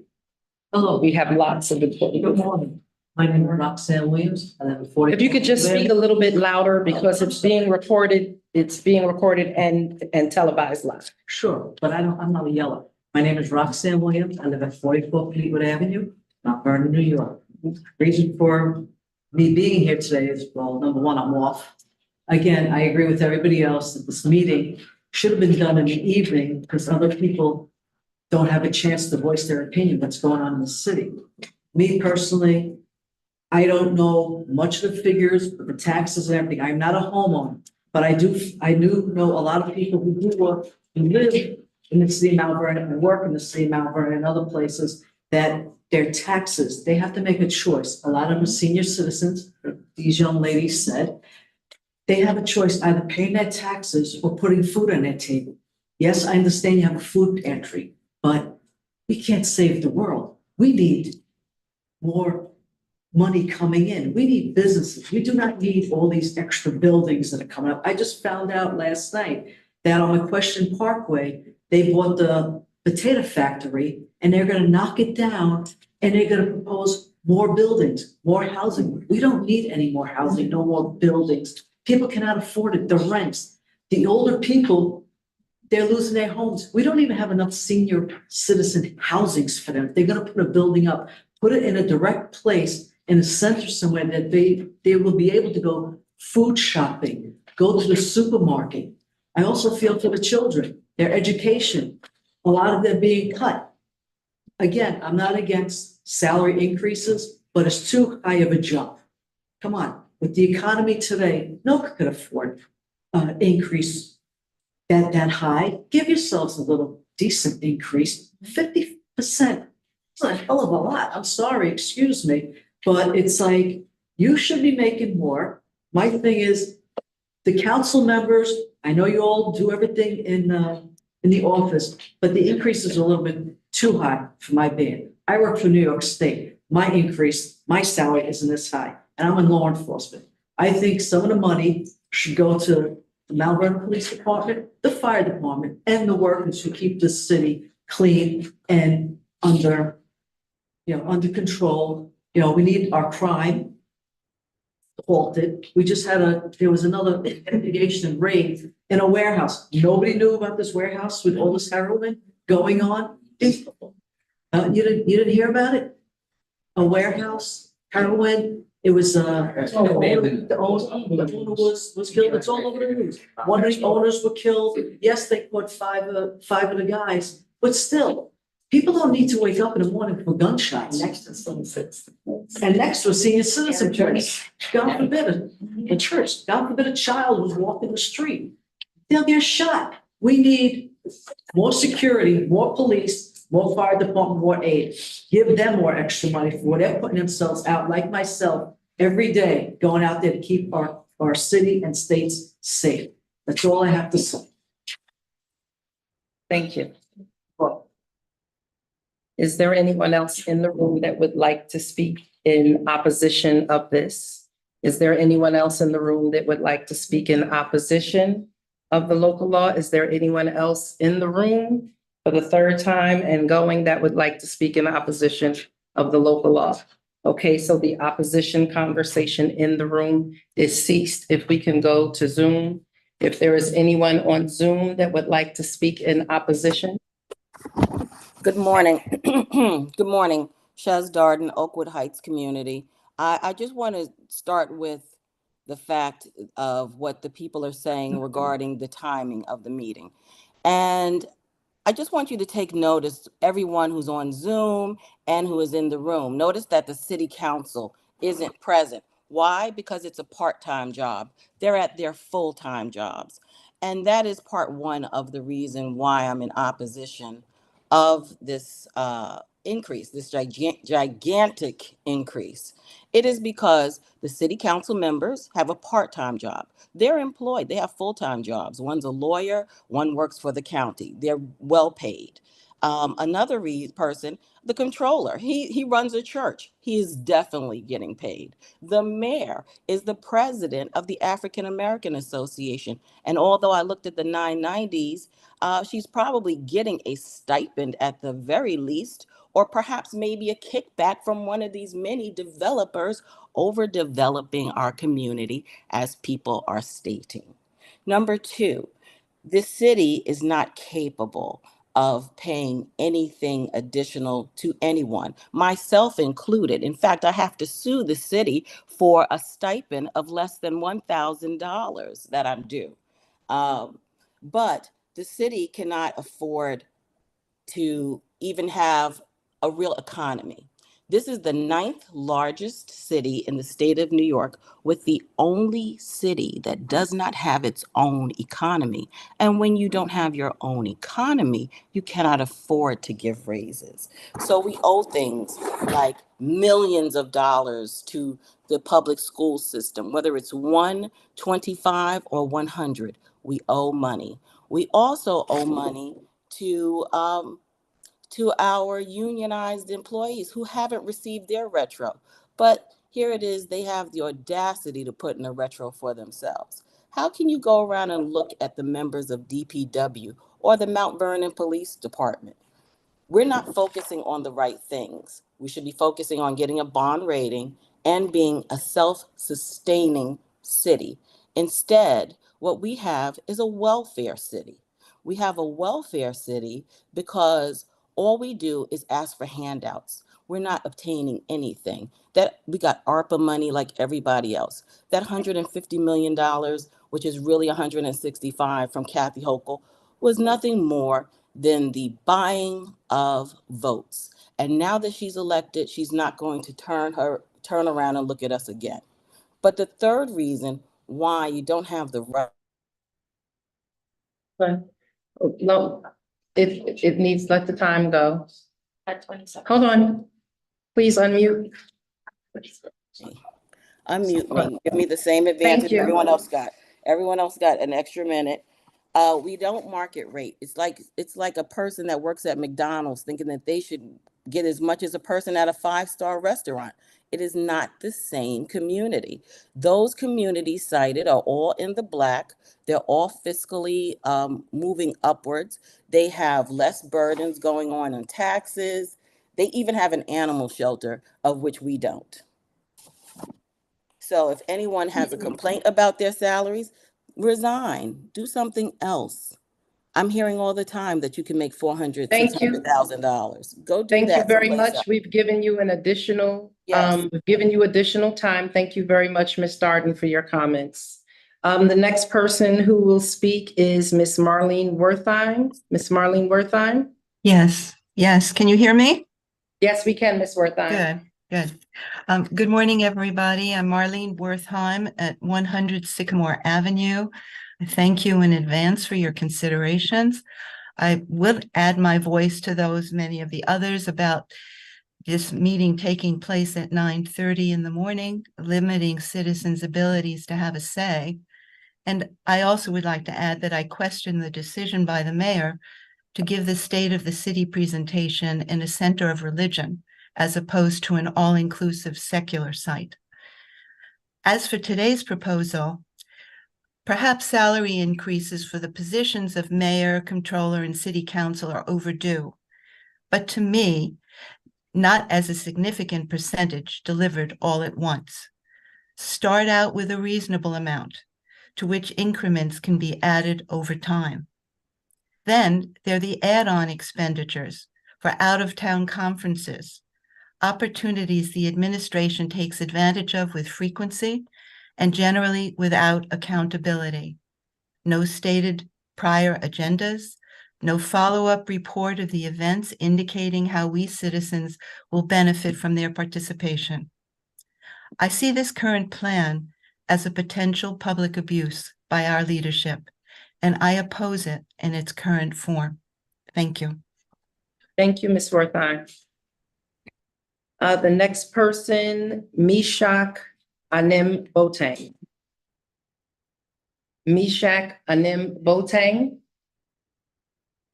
Hi, everybody. Hello. The name is Mishak Anim Boateng, 315 South 7th Avenue. I just have 3 issues, and that has to do with the rationale and methodology. Mr. Boateng, your audio is going out. We cannot hear you. Can you hear me now? Yes, we can. Oh, okay. I said I just have 3 issues, and it has to do with the rationale and methodology and then the spreadsheet. I mean, the argument that in 17 years there hasn't been any increment does not hold. It could happen that maybe in 17 years they started at a higher salary as compared to the others. And also, I look at the spreadsheet, and I believe about 45. Mr. Boateng, please speak directly into your microphone. I don't know if you're putting paper up, but you're fading out. I don't want to waste too much of your time because we can't hear you. Where did I cut off? You said the spreadsheet, when you began to talk about the spreadsheet. Yeah, okay. Can you hear me now? Yes. Okay. I'm saying I'm looking at the spreadsheet and there are about 45 municipalities in Westchester, but then we chose 4 to use as the sampling data. Could it be that because those 4 had higher salaries and that's why they were used? This is, Mr. Boateng, you went out again. I need you to speak to your microphone. Okay, let the next person go and I'll come back later. Let me just check my connection. No, just speak to your microphone. I And we don't get to answer questions, so you're here to make a statement. Okay, can you hear me now? Yes. Okay. I said I'm looking at the spreadsheets, and for the council president and the council member, the average is like 36 and 35, and somehow we want to put them at 55 and 50. I think that's above and beyond. If we want to use the average, it should come down a little lower or maybe go up in increments. But I'm in opposition to the increments.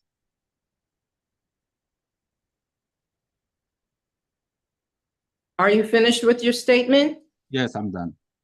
Thank you so much, Mr. Boateng. I just wanted to make sure you didn't fade out again. Thank you so much for your statement. And the last person that we have speaking based on what we have online right now is Miss Lauren Carter. Good morning, everyone. Lauren Carter, Archer Avenue, Mount Vernon, New York. I'm speaking in opposition to the raises as proposed. I don't believe anyone is against the raises, as I've heard. I'm not against raises, but just the percentage is too high. The percentage that's being proposed, as well as the timing. We have record high inflation. We have so many other issues in the city, and the timing is not right. Now, besides a normal living increase, raises, besides a normal cost of living increase, I should say, raises usually in the private industry, are usually based on performance, sometimes even in the public industry. So where is the performance that will justify the raises that are being proposed? Now, comparables have been made to other elected officials in the cities and other cities in the county. I just want to give some details about some of those other municipalities. In White Plains, for their 2023-24 budget in that fiscal year, they proposed a 1.6% tax increase. They used various components of their fund balance, where they appropriated $13.7 million to balance the budget, and that was $3.4 million less than the previous fiscal year. Yonkers, their 2024 fiscal year, for their budget, they have a $1.4 billion budget. We're comparing ourselves to Yonkers. They have a $1.4 billion budget. The mayor there, yes, is making over $250,000, but look, that's the budget that they have, which is the city and the schools. They propose a 1.69% tax increase. In 22, they use zero fund balance to balance their budget. Now, this year, they used over $88 million to balance the budget, but it was $3.4 million less than last year. Okay, they also issued over 537,000 building permits for new construction, for repairs, for additions, which means more revenue coming into the city. That's just an example. New Rochelle, 1.93% tax increase in 2022. They used over 15 million of their fund balance. These are just some examples. All of these municipalities are performing. They're staying under the tax cap, the constitutional limit of 2%. They're using their fund balance because they have a fund balance, because they have economies. All of these municipalities have hotels. They're getting revenue off of the taxes in the hotels. All of them have other economies. Yonkers has so much retail. They have Ridge Hill, they have Central Park Avenue, they have Cross County, not to mention the casino. I've said it before. They have Lions Gate. They are drawing in lots of money. So we cannot really compare ourselves to those municipalities when we're looking at salaries. It's almost like we're comparing apples to oranges. They're running efficiently. And as someone stated, I think it was Vince Ferrandino, in some of the municipalities like New Rochelle and Peekskill, the city manager runs those cities. That's one of the reasons why they have a high salary, because you have to have a certain skill to be a city manager. One can't just really be appointed. There's a certain skill that it takes to be a city manager. Okay, we've given you some time over. Can you begin to wrap up? We've already given you some time over. If you can begin to wrap up your comment.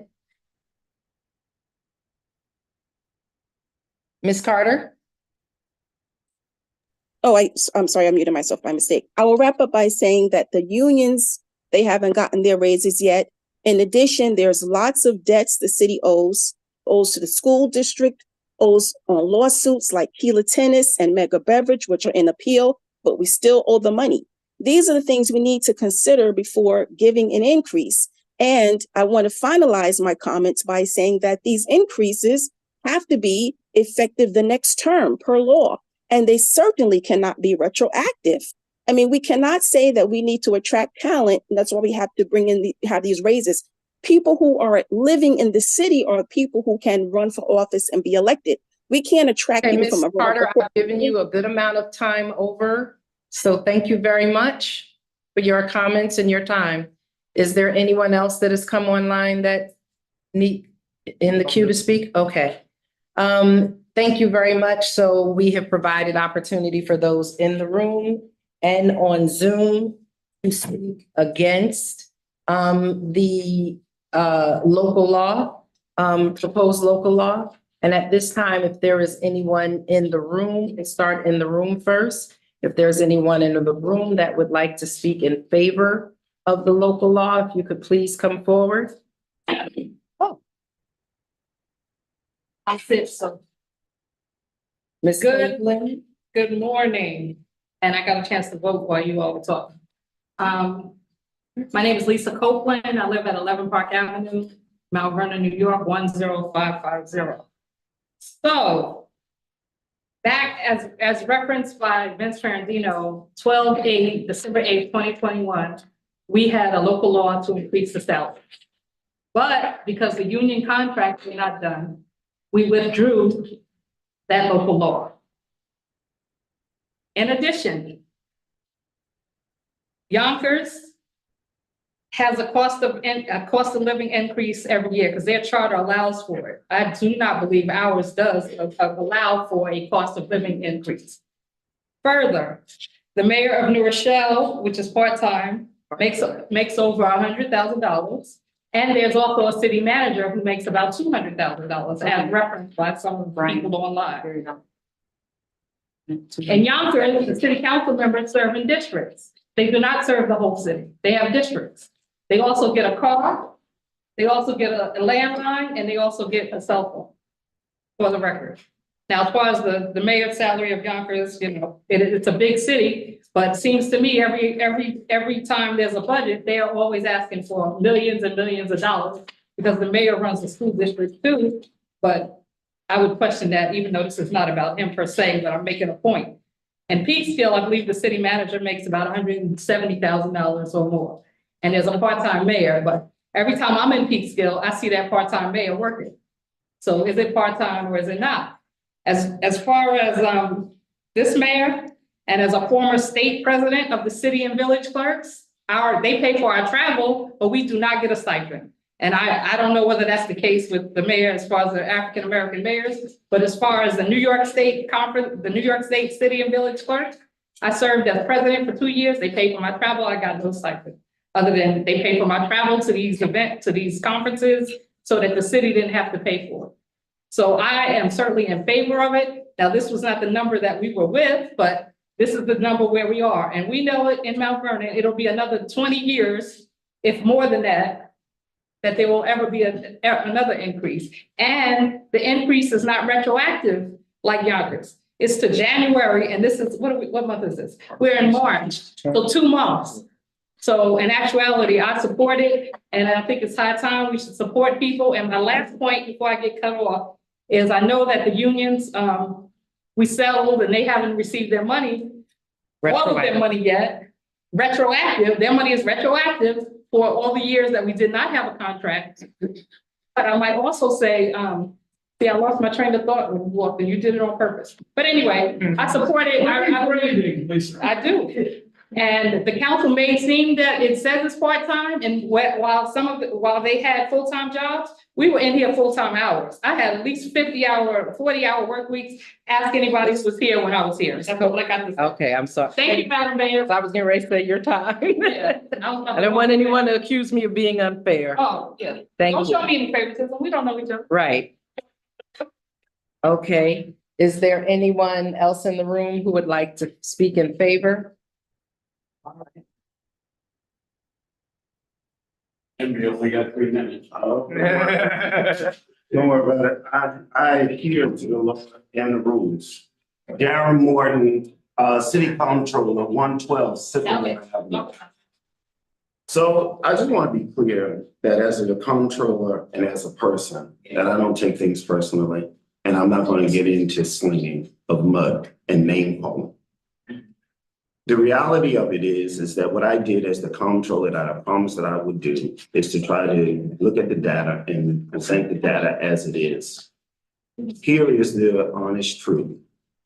The city of Mount Vernon has not given raises to its elected. I'm taking the persons out of it and the positions for 17 years. If you even look at the local law that we have shows that typically that increase has occurred somewhere between 2 years and 6 years on a regular. It has not happened. So 1, we're out of sync. 2, the cost of living increase from 2007 to 2023 is 45%. It's a 45% increase. The amount of increase for the raises that was done on a every 3 or 4 year basis for the unions as it pertains to the CSEA from 2007 to 2023 moved for 47%. So the staff salaries moved 47% over 17 years. Cost of living moved 45%.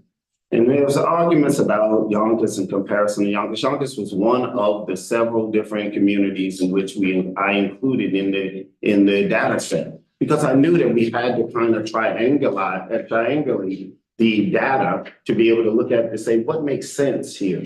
And while I recognize, and so Yonkers was just one part of it, but even in somebody's statement earlier, if Yonkers was at 150 something and moved to 200 and something, it's not about the size of the city when you look at how you make the change now, it's about what is actually in the job and the position itself, right? So that's the data piece of it. And I tried to give all of the data as it pertains to that we did work with the unions. And yes, they have gotten their raises. You know, the unions have gotten their raises. Now they have not gotten their retro, which their retro does amount to about $15.8 million. And so what, we talk about bond. I've been on the phone with our bond counsel for the last 2 weeks, talking about how do we do bans. I actually got us a ban for something. I'm looking for bans now for us to be able to deal with our debt so that it lowers the amount of impact on our taxpayers. That's what I do every day. I was here yesterday on somebody talked about my vacation. I was here yesterday on Sunday, on Sunday until 10 o'clock at night, trying to do analysis and work with our bond counsel, write stuff to our bond counsel in order to make results happen for the city, in order to make sure that we're able to pay the bills. And so again, I just want to make sure that everybody's clear about the position of the comptroller is that I gave the information based upon a variety of data set that suggests that this is the right thing to do for the position. There's nothing to do with the individuals itself. Yes, the individuals benefit from it, but it's for the position itself. And the last thing I'll say, and then I'll leave, and I'm going to try to have a town hall meeting because people need to understand the law and what the law says as it pertains to real estate, the real estate tax law. And when something is due and when it is not, and when it is owed. The city of Mount Vernon absolutely does not owe the school district $25 million. By law, the city of Mount Vernon is only obligated to that which is 2 years out from the time that the school district has certified it. And that right now is the $11.7 million that we've gotten down now to the 6.3. The rest of it, we are in collection with the school district. So here's what I need, Mount Vernon.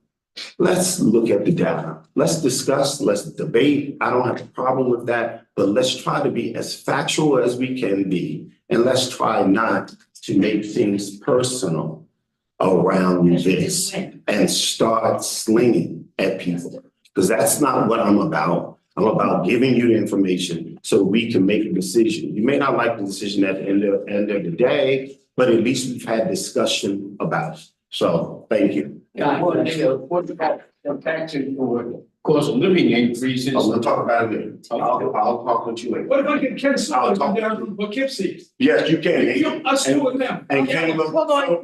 will solve it. Excuse me? We'll talk about it later. Thank you. Tell you that. We're going on to the next. Thank you, Comptroller Morton.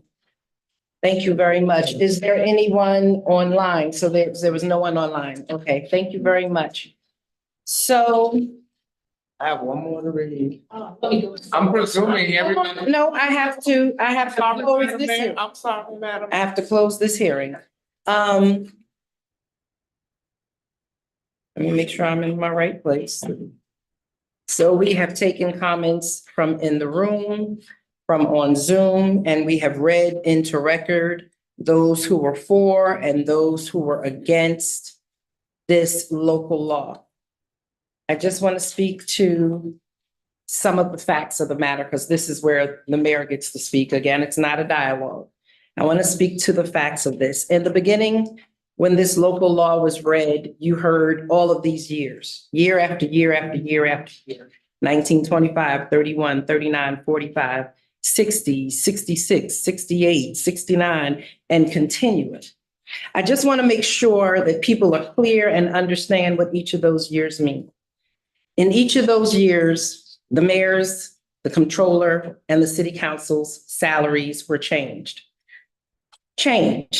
I just went back to 1960. So from 1960 to 2007, over a 56-year period, the salary of the mayor, comptroller, and city council were raised 26 times. 26 times. On average, that means the salary of the mayor, the council, and the comptroller were raised once every 2.15 years. Math is math. Like we said, we're going to let the math, right? So in Mount Vernon, over a long history for 56 years, the salaries were adjusted every 2.15 years, sometimes every year, but on average 2.15 years. And it has been stated that the salaries for these positions have not been changed since 2007. And again, we're going to be factual because I'm going to speak on this and I'm going to speak on it one time. Can you please put the first PowerPoint slide up so that the public and the people in the room can see it? Salary percentage increase disparity.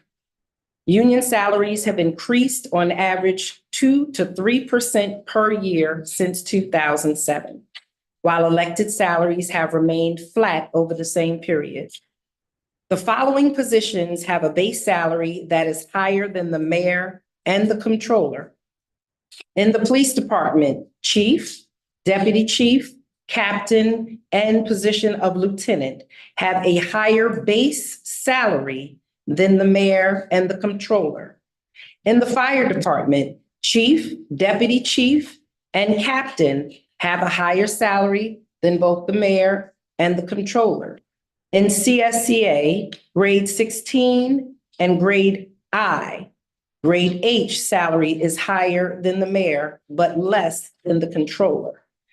If the mayor and controller receive the same salary increases as the unions over that same 17-year period, the salary for the mayor would be $209,952, and the salary for the controller would be $188,956 if they receive the same salary increases. If you could show the next slide.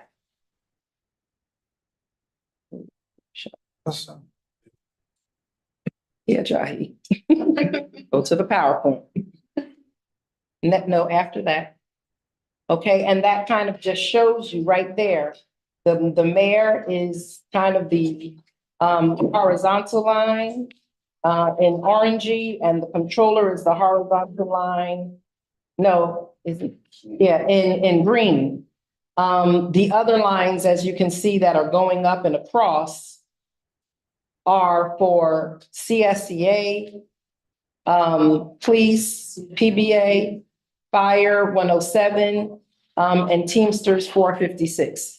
So you can see the trend lines over the years for those positions, the increases have gone up. And as you can see, they far outweighed back in at least 2016, that of the mayor and the controller. But I think it's important to note that in 2007, the mayor and the comptroller were the top paid. Were the top paid salaries. When we're talking about base salaries, when they increased the salaries back in 2007, as you can see, the mayor and the controller were the top paid salaries in the city. And as you continue to go, by 2009, the controller had been surpassed. And by 2014, the base salary of the mayor was less than the base salaries of police, fire, and maybe even some CSEA workers. I said maybe because they have a different scale. And I want to be clear about that. What we haven't shown here, but you can go on the internet and find, in 2023, last year, the mayor was paid out of maybe 150 employees, over 100,000, the mayor was 111. So there were 110 people in the city of Mount Vernon who were paid between base salary and overtime more than the mayor in 2023. In 2023, the controller's salary came in at number, I believe it was 175 or 157? 157. So the controller is at number 157. We don't have a specific position. Our positions are citywide.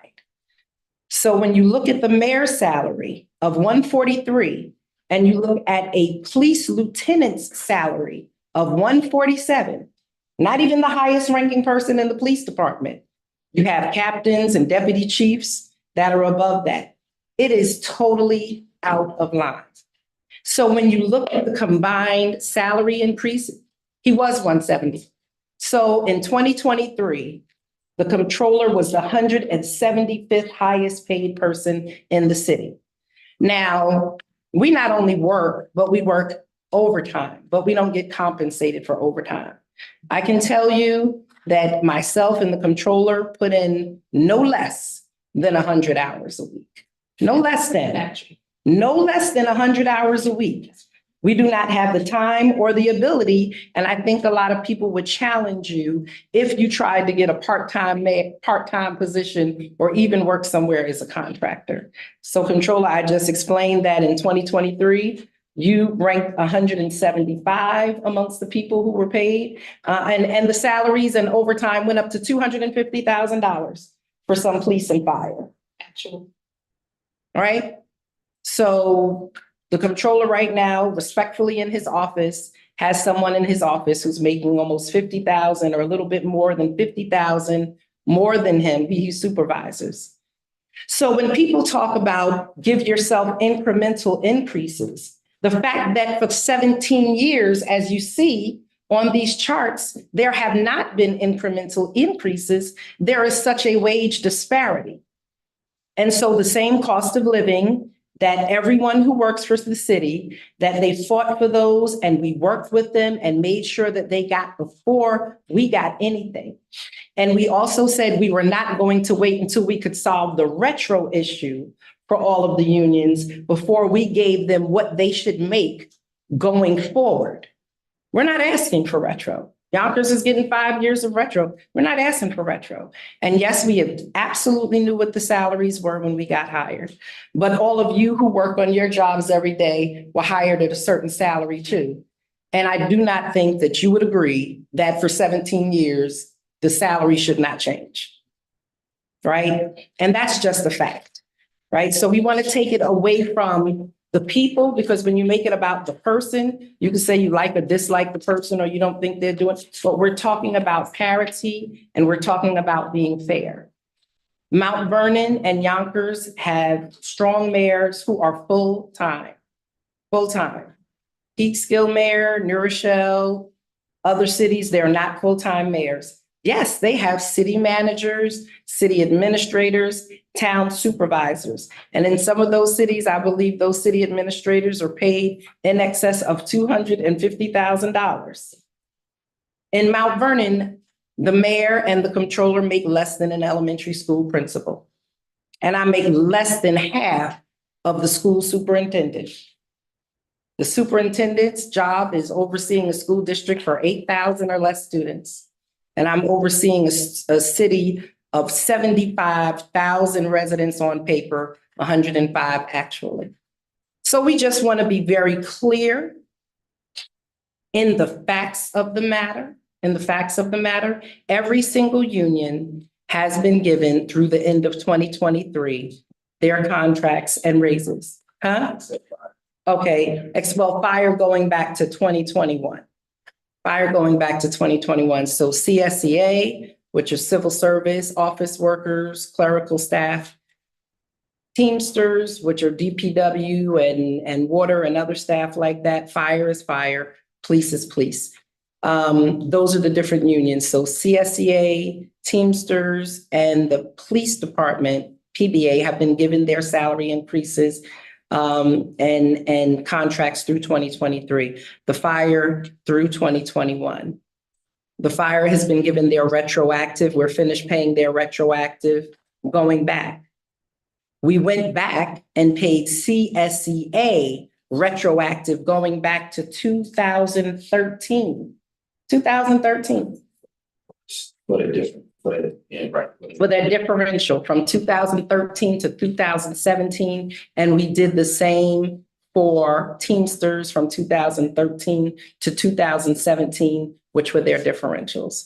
These are just the facts. And what it should be noted is that what we're doing right now is working to see how we can make sure we pay them their retro that we owe them faster. So these are the things that we are working on to make sure that they make home. Absolutely. So as the controller stated, we are actively working with, and as you've heard them, till sometimes on weekends at 10 o'clock at night to work and pull numbers together and work with our bond counsel to go out to bond so that our union's retroactive pay could be paid. But what we did not want to do is continue not to give them a contract and continue to acquire more and more retro charges and cause them not to be paid when we know that the cost of living is increased. And so on top of those salaries and on top of the increases, their longevity was increased. Their uniform pay was changed. It also impacts their step increases. So their salary is one thing. They also get extra uniform pay. They get first responders pay. They get step increases and they get longevity. Elected officials and appointed officials get none of those extra negotiated things, nor are we looking for them. And so I think that I'm done. Well, yeah, we can go to that slide, the next slide. So this is the slide, and all of these are available. There are actually about 15 slides that are available for those of you who want to see them. But But I'll just go back to what I said again. Cost of living adjustments were 45% from 2007 to 2024. The collective bargaining union salaries increased by 47% from 2007 to 2023. Based on the CSCA. Okay. So with this one here, and I have to put my glasses on. See, Mr. Bob, I'm older too. I need my glasses. So I could see. But I don't use them either. These are readers. $4. So. And I understand people hear 40%, they're like, oh my goodness, 40% over 17 years, which are less than the unions. So yes, in the peak scale, we talked about a city manager and people talk about the qualifications for those positions. Be very clear that this sitting mayor has a master's in public administration, which is government leadership. It's the equivalent of an MBA, but it is for the public sector. Our controller has master's degrees as well as doctorate degrees. We are not only educated, but we are also experienced. So just because the city of Mount Vernon does not require its elected officials to have certain things, we have to recognize that we do have the degrees. Sales tax revenues in Mount Vernon are higher than they've ever been.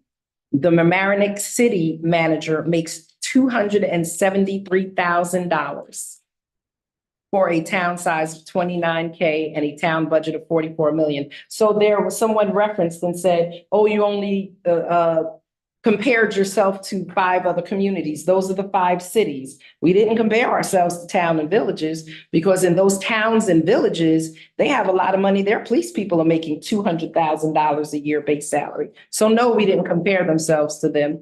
We compared ourselves to the other cities, which is more in line with our salaries. As of right now, the mayor's salary is about 32% below average for other city compared with the other cities in Westchester. The controller is the chief fiscal office. His salary is about 30% below other cities in Westchester. And the council president and council members are about 8% below to 15% below what is being made around in the other cities. And so I just wanted to put into record those facts.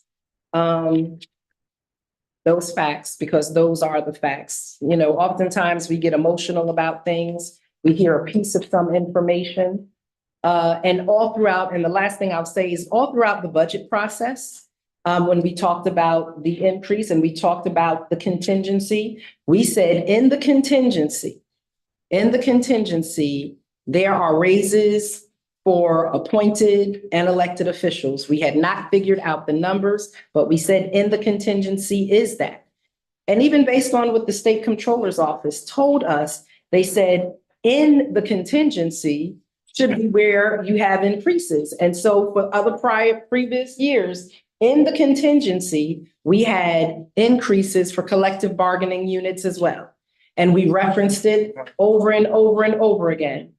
And so I won't go to the very deep personal comments were made, but to say that we were stealth, to say that we tried to do something surreptitiously, to say that we tried to hide it from the community. No, we're here and we speak the facts constantly. Now, you may not have tuned in, you may not have come, you may not have participated in the budget process, but all through that, we spoke over and over and over again.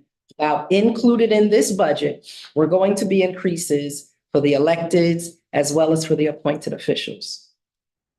Right? It was made, this is not a question and answer, Mr. Fava. So it was made and it was made over and over again, and it falls within the increase. And the 7.7% increase also included 6 years of salary increases for the collective bargaining unit. So when we compare the tax percentage increase of Yonkers and New Rochelle and White Plains, and we talk about how they balanced their budget through a fund balance, we didn't have a fund balance, one. Two, they were not settling contracts for 6 years. We settled contracts for our unions for a 6-year period, and all of that was reflected in the increase as well as the increase for electeds and appointeds. So with that, I finished my comments. All other comments have been finished. And at this time, I close the public hearing. And we'll just make sure there's nothing else I'm supposed to say. I'm closing the public hearing. And at this time, this local law is passed. I am passing the local law that was also passed forward to this hearing by the city council. So second local law. No, we only did the first. No, this is the second local law. You've done the solar panels. Oh, yes. So this second local law. I should today- Right. So this second local law today, which is a local law to enact chapter 224A, no, the second local law, I'm sorry. The second local law today is a local law amending section 21 of chapter 490 of the laws of 1922, also known as the Charter of the City of Mount Vernon, in relation to the salary of the mayor and the city council members whose terms of office expire on December 31st, 2027. Right. This local law is passed. Now we will close this hearing at 11:57 a.m. And we will open up the hearing for the third local law, which is being considered right now, which is pretty much a replica of the last local law that we just went through. But it is for the controller and the other 3 city council members whose terms of office expire on December 31st, 2025. So if you want to stay, please feel free to stay. But this is the third local law. Yeah, but you're looking at, what the affects the politicians. We are here discussing what affects the citizens. And we are citizens. Mr. Fava, No, I you've spoken. Issue. Property. I As did do not I. charge the property, like everybody else. Okay, Because Mr. Fava, I have the Mr. people that Fava, can pay it. Mr. Fava, you've been heard. I know. You have been heard. Been listened to. You've been heard and you've been listened to. Okay? So third local law, Ms. Marmalade Host, can you please go forward with the third local law? Hold on, can we do a second? Can we take a bio break or a 5-minute break so people can get water and go to the restroom? So we will take a 5-minute break. You could just put it on mute. You can keep it going visually or whatever, but we'll take a 5-minute break so people can refresh themselves and go home. I mean, y'all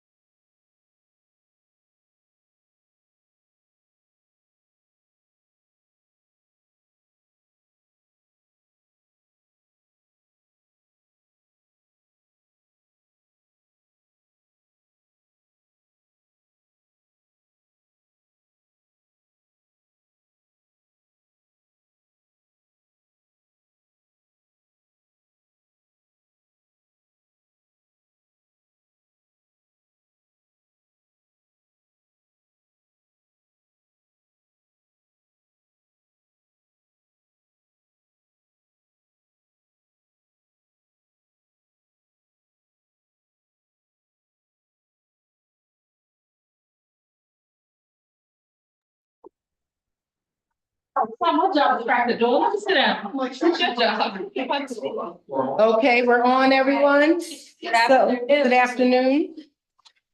The time is 12:05. Yes. Once again, today is Tuesday, March 26th, 2024. We are on our third local law for today's public hearing.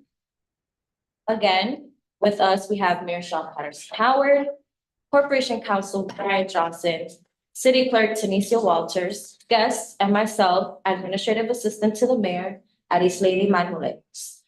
Mayor? Okay. Good afternoon, everyone. It is now afternoon. Yes. We are here for the public hearing to be held for a local law amending section 21 of chapter 490 of the laws of 1922, also known as the Charter of the City of Mount Vernon, in relation to the salary of the comptroller and city council members whose terms of office expire on December 31st, 2025. Corporation Counsel, if you could please read this local law. Well, the local law proposal. Sure. A local law amending section 21 of chapter 490 of the laws of 1922, also known as the chapter of charter of the city of Mount Vernon, as amended by local law number 2 of 1925, local law number 3 of 1931, local law number 6 of 1939, local law number 2 of 1945, local law number 3 of 1949, local law number 3 of 1955, local law number 2 of 1959, local law number 13 of 1960, local law number 6 of 1966, local law number 11 of 1968, local law number 7 of 1969, local law number 1 of 1971, local law number 4 of 1972, local law number 2 of 1973, local law number 4 of 1974, local law number 1 of 1977, local law number 6 of 1979, local law number 11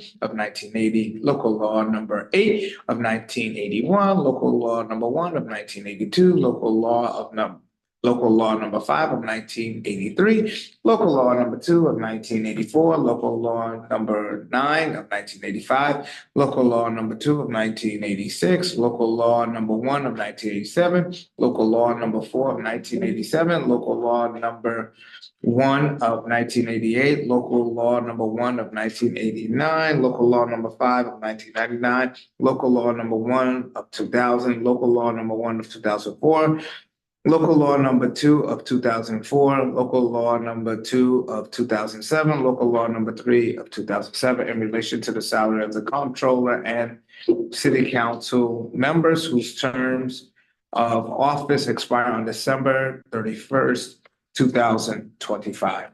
Be it enacted by the city council of the city of Mount Vernon, section 21 of chapter 490 of the laws of 1922, also known as the Charter of the City of Mount Vernon, as amended by local law number 2 of 1925, local law number 3 of 1931, local law number 6 of 1939, local law number 2 of 1945, local law number 3 of 1949, local law number 3 of 1955, local law number 2 of 1959, local law number 13 of 1960, local law number 6 of 1966, local law number 7 of 1968, local law number 7 of 1969, local law number 1 of 1971, local law number 4 of 1972, local law number 2 of 1973, local law number 4 of 1974, local law number 1 of 1977, local law number 6 of 1979, local law number 7 of 1980,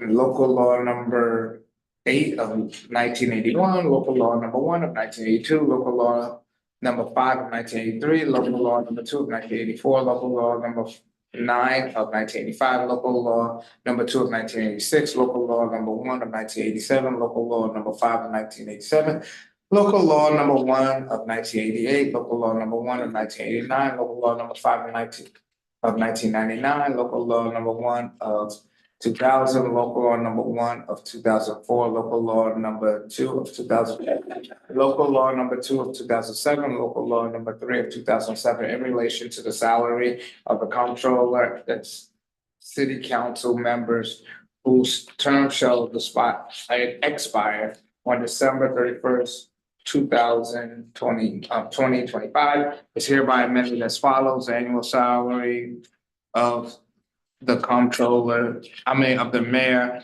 shall be 143,000, that's the old salary, and of the comptroller, 185. The annual salary of the comptroller shall be, of the annual council member shall be, 50,000. Old salary is 33,000, except for the city council member duly elected as a city council president shall receive an addition salary of $5,000. Whenever there shall exist a vacancy in the office of the mayor by reason of death, resignation, disqualification, or removal of the incumbent thereof, the president of city council, while acting as mayor during such vacancy, shall be entitled to amount equal to the salary of the mayor. And the president pro tem of the city council, while acting as president of city council during the same period, shall be entitled to receive an amount equal to the salary of the president of city council. Whenever there is a vacancy in the office of the city council, but not in the office of the mayor, the president pro tem of the city council shall be entitled to an amount equal to the president of the city council. While acting as the president of the city council during such vacancy, all salaries shall be paid in installments as directed by the Board of Estimate. Section 2. This local law shall take effect pursuant to Section 24 of Municipal Home Rule Law. Thank you. Thank you. Has the notice appeared in the local newspaper, and if so, when? Yes, the notice was published in the news on Monday, March 18th, and Wednesday, March 24th. The notice may also be found on weirdpublicnotices.com, classified.locals.com, and you can also find it in the return. Thank you very much. Has any correspondence been received either in favor or in opposition to this local law since the publication of the notice of this hearing? No correspondence was received through the office of the mayor. Hold on. Well, it's the same as for those Right. applied to this too, so yes. Okay, can you please read correspondence that was received through the office of the mayor in opposition to this local law? Those were the same that were mentioned. Yeah, this is a separate one, so we have to read them again. Okay, so first one, once again, it is from Karen Scotchy. It reads, Dear Mayor Sean Patterson, please accept this letter as my voice for the local law public hearing on proposed elected official salary increases, since I am unable to take time from work to attend in person.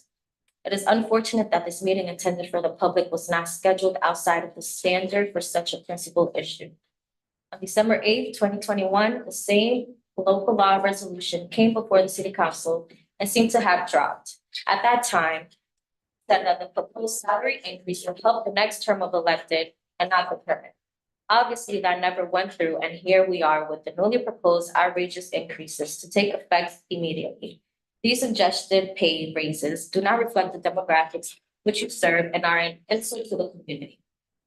Coupled with that, the deceit that these funds were added into the 2024 adopted budget without informing the community of that line item, which aided in the increase of our city property taxes.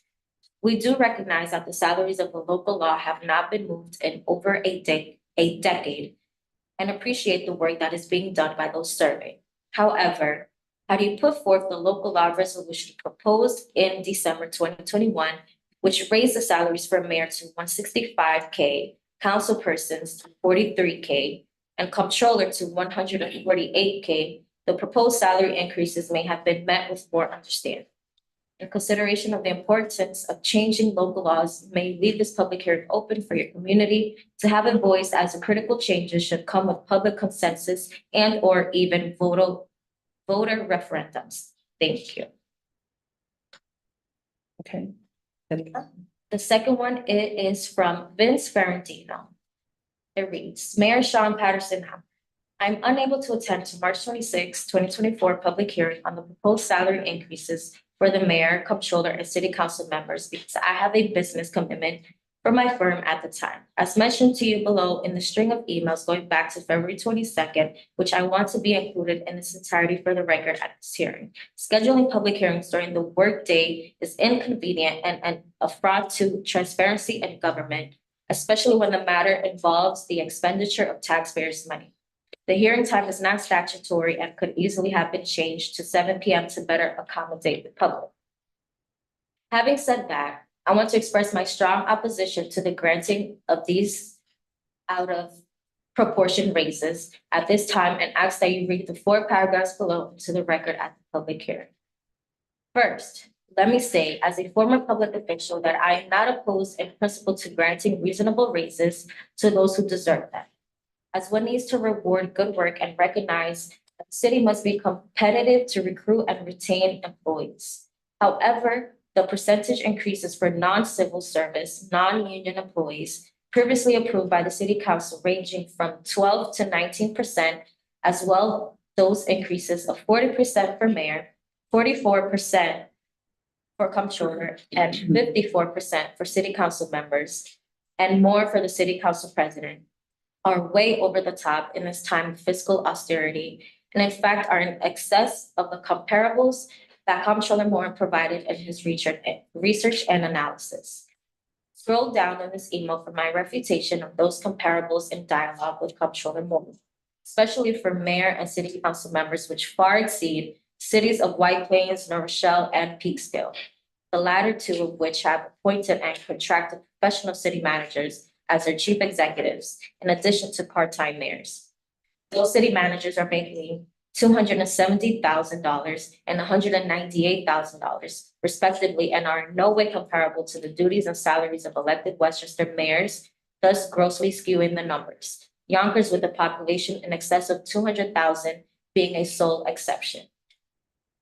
Second, the comptroller's comparability analysis and flawed reasoning for adopting the raises was not made available to the public until I raised the issue with him, and following that, on the night that salary increases were adopted, giving the public insufficient time to review and digest them. City Council, contrary to comments made at the March 13th, 2024 legislative meeting and my written comments submitted to the City Council, adopted the raises totaling $300,000 without any meaningful dialogue, despite pleas from 5 residents asking for more time. Why the rush to judgment? Third, the stealth manner in which these raises for both city employees and elected officials was perpetrated in the cumulative amount of more than $850,000, including benefits, was at best disingenuous and at worst unethical. Burying the funds in the 2024 city budget contingency line instead of disclosing the proposed increases in the fall of 2023 before the 2024 budget was introduced and approved was a subterfuge and a fraud to the taxpayer. Why was this done in this manner? Contingency funds are to be used only in emergencies, and using those funds for excessive unannounced salary increases do not qualify as an emergency. Consequently, that line is now bereft in the event of a real emergency, putting the city arbitrarily and unnecessarily at risk. In conclusion, I would ask that this hearing be kept open to give the public sufficient time to digest and comment upon what is being proposed, including a comparability analysis that was undertaken by the comptroller to support the raises, and a reconsideration of the salary increases at percentages similar to what was proposed for the mayor and city council members by resolution dated December 8, 2021, a copy of which is included below, but which for some reason was scrapped, be considered. This is certainly more reasonable and equitable than what is being proposed today, which, again, I and many others believe is excessive. In the absence of this hearing extension, I strongly urge that the proposed raises be denied. Thank you. Thank you. Is there anyone in the room or online? Oh, I'm sorry, since we're going with the written ones first. Have you received any written responses in favor of? Yes, we did receive a letter from the comptroller. Okay, repeat that at this time. Letter from comptroller on adoption of a local law to increase the comptroller and city council members. Dear honorable city council members and board of estimates and contract. This letter serves as a follow-up to my previous information submitted to the city council regarding the data used to determine recommended salary. To provide context for legislation to adopt a new local law aimed at increasing the annual salary of the mayor, comptroller, and city council members. As per the proposed local laws, the salary adjustments would be as follows. Proposed Law A. The salary of the mayor shall be increased to $200,000 from the current salary of $143,000, effective as of January 1st, 2024. The annual salary of a council member shall be increased to $50,000 from the current salary of $33,000. Additionally, the council member duly elected as president of the city council shall receive, in addition to the salary as council member, the further sum of $5,000. Proposed Law B. Salary of the comptroller shall be increased to $185,000 from the current salary of $128,000, effective as of January 1st, 2024. Annual salary of a council member shall be increased to $50,000 from the current salary of $33,000. Additionally, the council member duly elected as president of the city council shall receive, in addition to salary as council member, further sum of $5,000. Rationale. It is essential to adjust salaries to ensure fair compensation for the dedicated service provided by our mayor, comptroller, and city council members. Similar compensation is offered to elected officials in neighboring municipalities, which reflects the responsibilities they shoulder and their commitment to serving their respective communities. Moreover, the salaries of our officials have not increased since 2007, which is 17 years now. Cost of living has increased since then at a cumulative 45%, which justifies the need for those increases, coupled with the comparison to current salaries for similar neighboring municipal officials. Most recently, in December 2023, City of Yonkers increased the salaries of the mayor from $158,000 to $228,500, a 46% increase, and the city council from $48,000 to $58,000, representing the first raise for their positions of 20 and 10 years, respectively. 2019, Westchester County raised the salaries for lawmakers by 52% and 26% for department heads. The salaries for the department heads at the county was increased from $155,425 to $195,000 in 2020. Both the Yonkers and Westchester County increases included retroactive payment for previous years, which is not the case for the proposed Mount Vernon salary increases. As a final note, according to LOHUD in 2016, 15 of the 45 municipalities in Westchester gave increases to supervisors, mayors, council members, trustees, or both. Methodology. The research conducted when determining the appropriate recommendations for salary increases uses a mixed methods approach. We looked at the length of time since the last salary raise for the electeds, as well as the collective bargaining unit employees, appointees, and the salary increase trends for comparative municipalities, coupled with the cost of living rate of inflation. While the percentage increases may seem significant, it is extremely important to recognize this process is layered and must consider a variety of factors, inclusive of the fact that the elected salaries have not been increased in 17 years, since 2007, and the appointed employees, with few exceptions, in 7 years, 2017.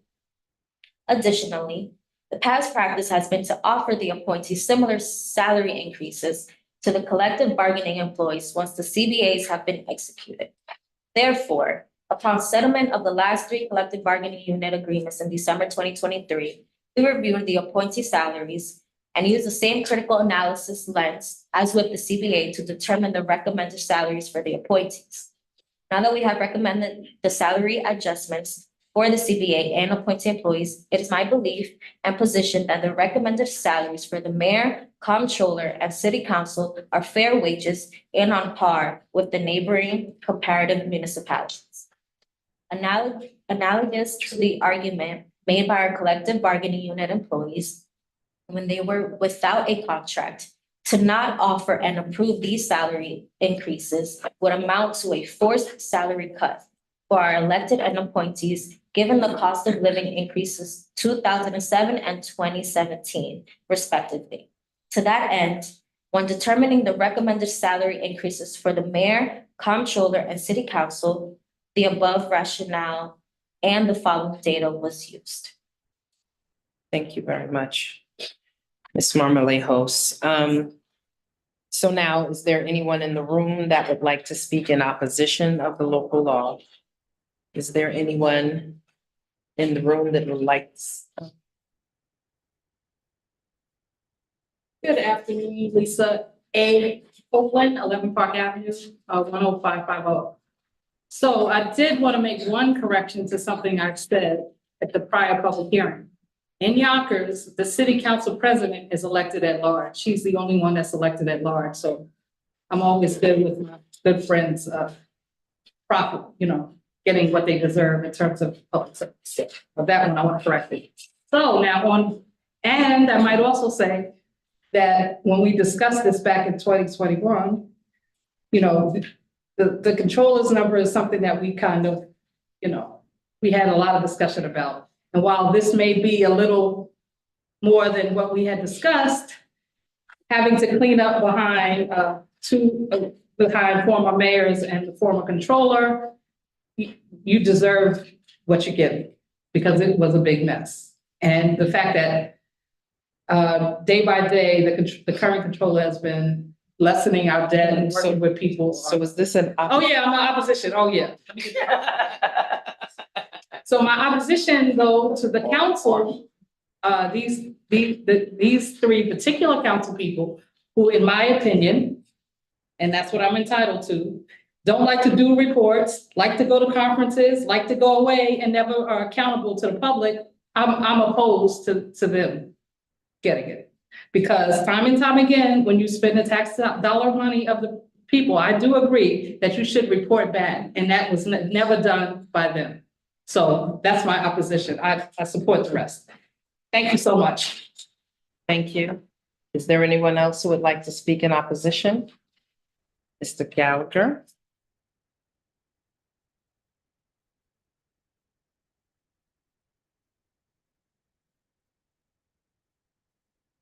Earlier I said good morning, now it's good afternoon. I decided to stay to be the public. I'm a little confused what Stolten just had to say, but it's half for and half against the proposal. I'll stand by what I said before. What I will say is I did not have a crystal ball this morning when I got up.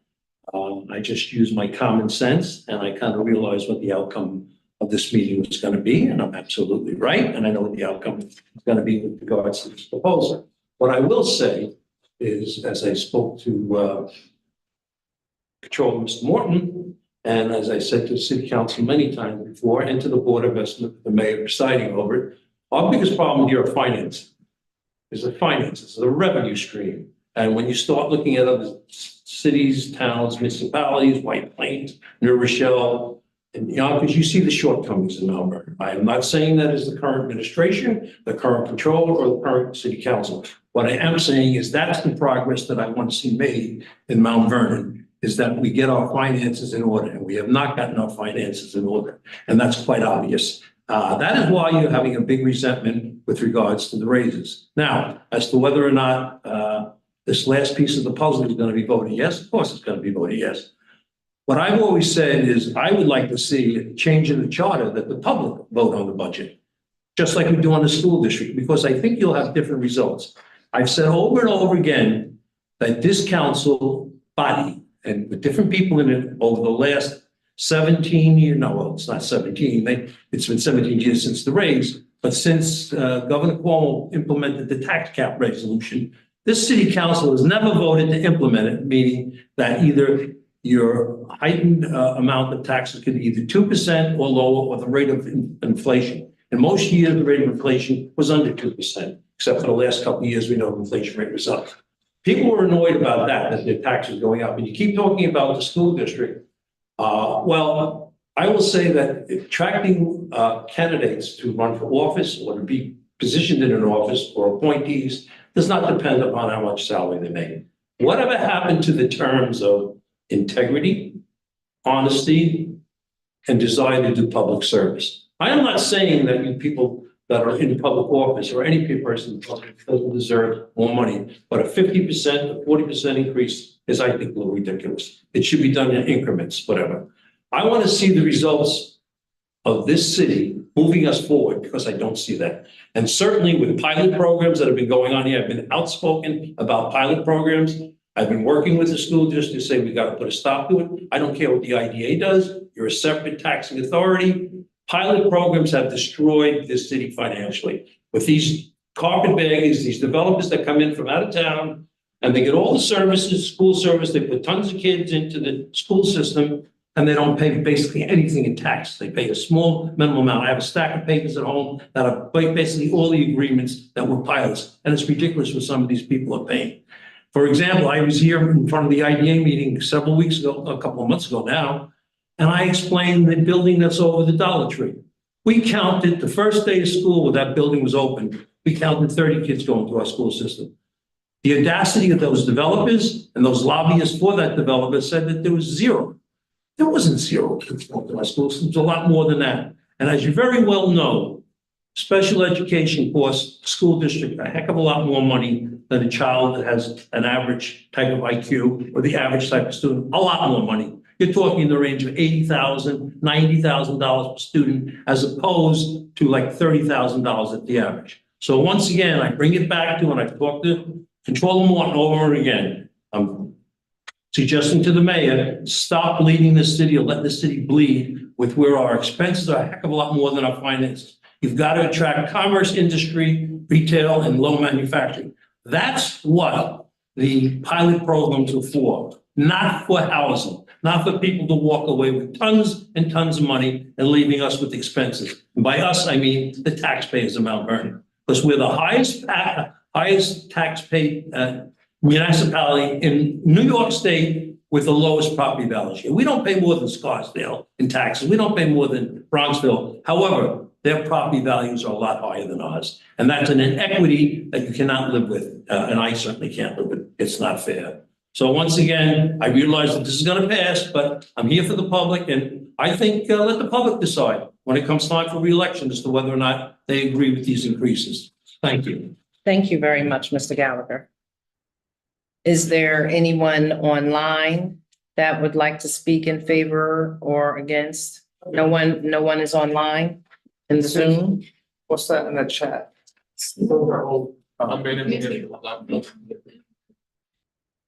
CMVNY, okay.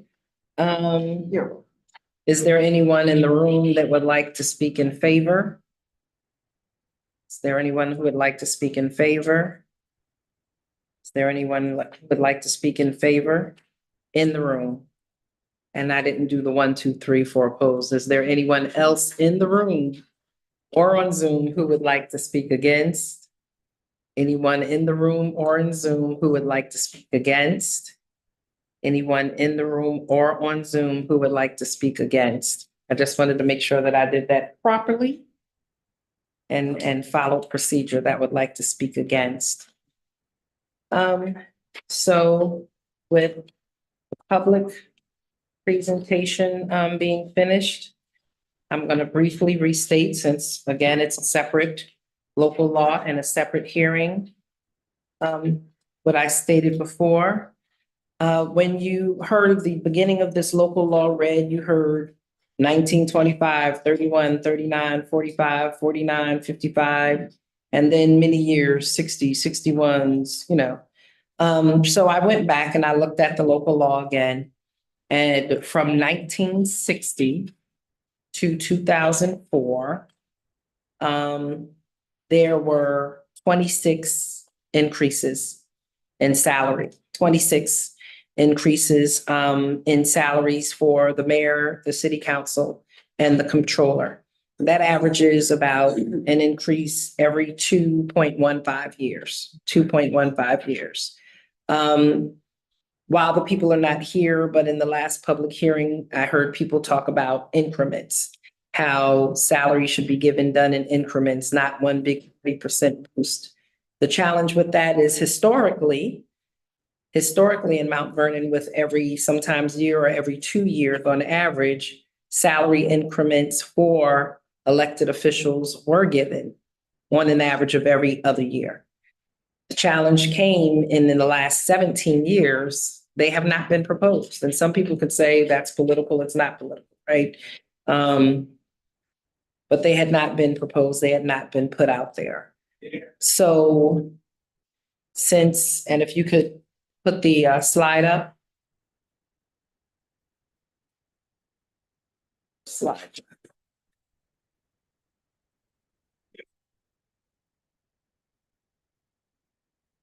We're waiting for a slide, everyone who is online, just so.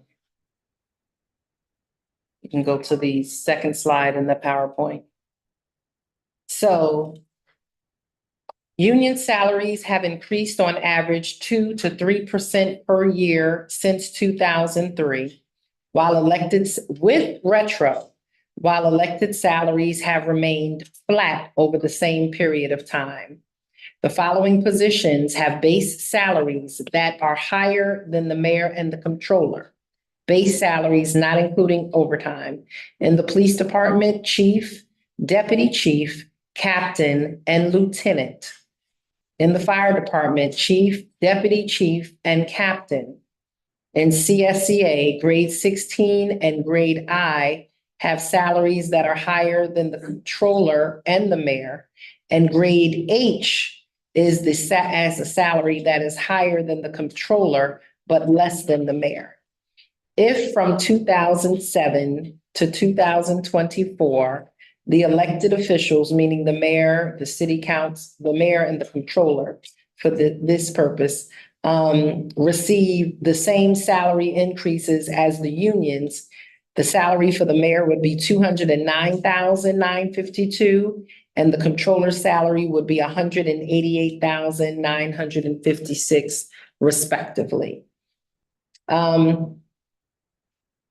The salary increases during this same time, like we said, on average 2 to 3% a year, but the salary increases for most of our unions during this 17-year period was about 42 to 44% for the same time period. Goes along with the cost of living adjustment that the comptroller spoke about in his letter being about 44 to 45%. So our unions received it through collective bargaining. We've made adjustments over the years to appointed officials so that we could stay competitive and up with the times and pay people a fair wage. And so this proposal pretty much mirrors not a huge increase. It's just an increase coming at one time and not over the 17 years. People are focusing on the percentage of the increase, but what they're not focusing on is the number of years that these positions, not individual people, but the positions. If McDonald's was paying minimum wage of $10 an hour back in, and that was just a few years ago, 17 years ago, I can't even remember what minimum wage was. $3.35. Let's say 2017 minimum wage might have been in New York, probably about $7 and change. $7.50. $7.50? So in 2017, minimum wage was, did you look that up? No, I didn't look that I up. don't have it. It's not true.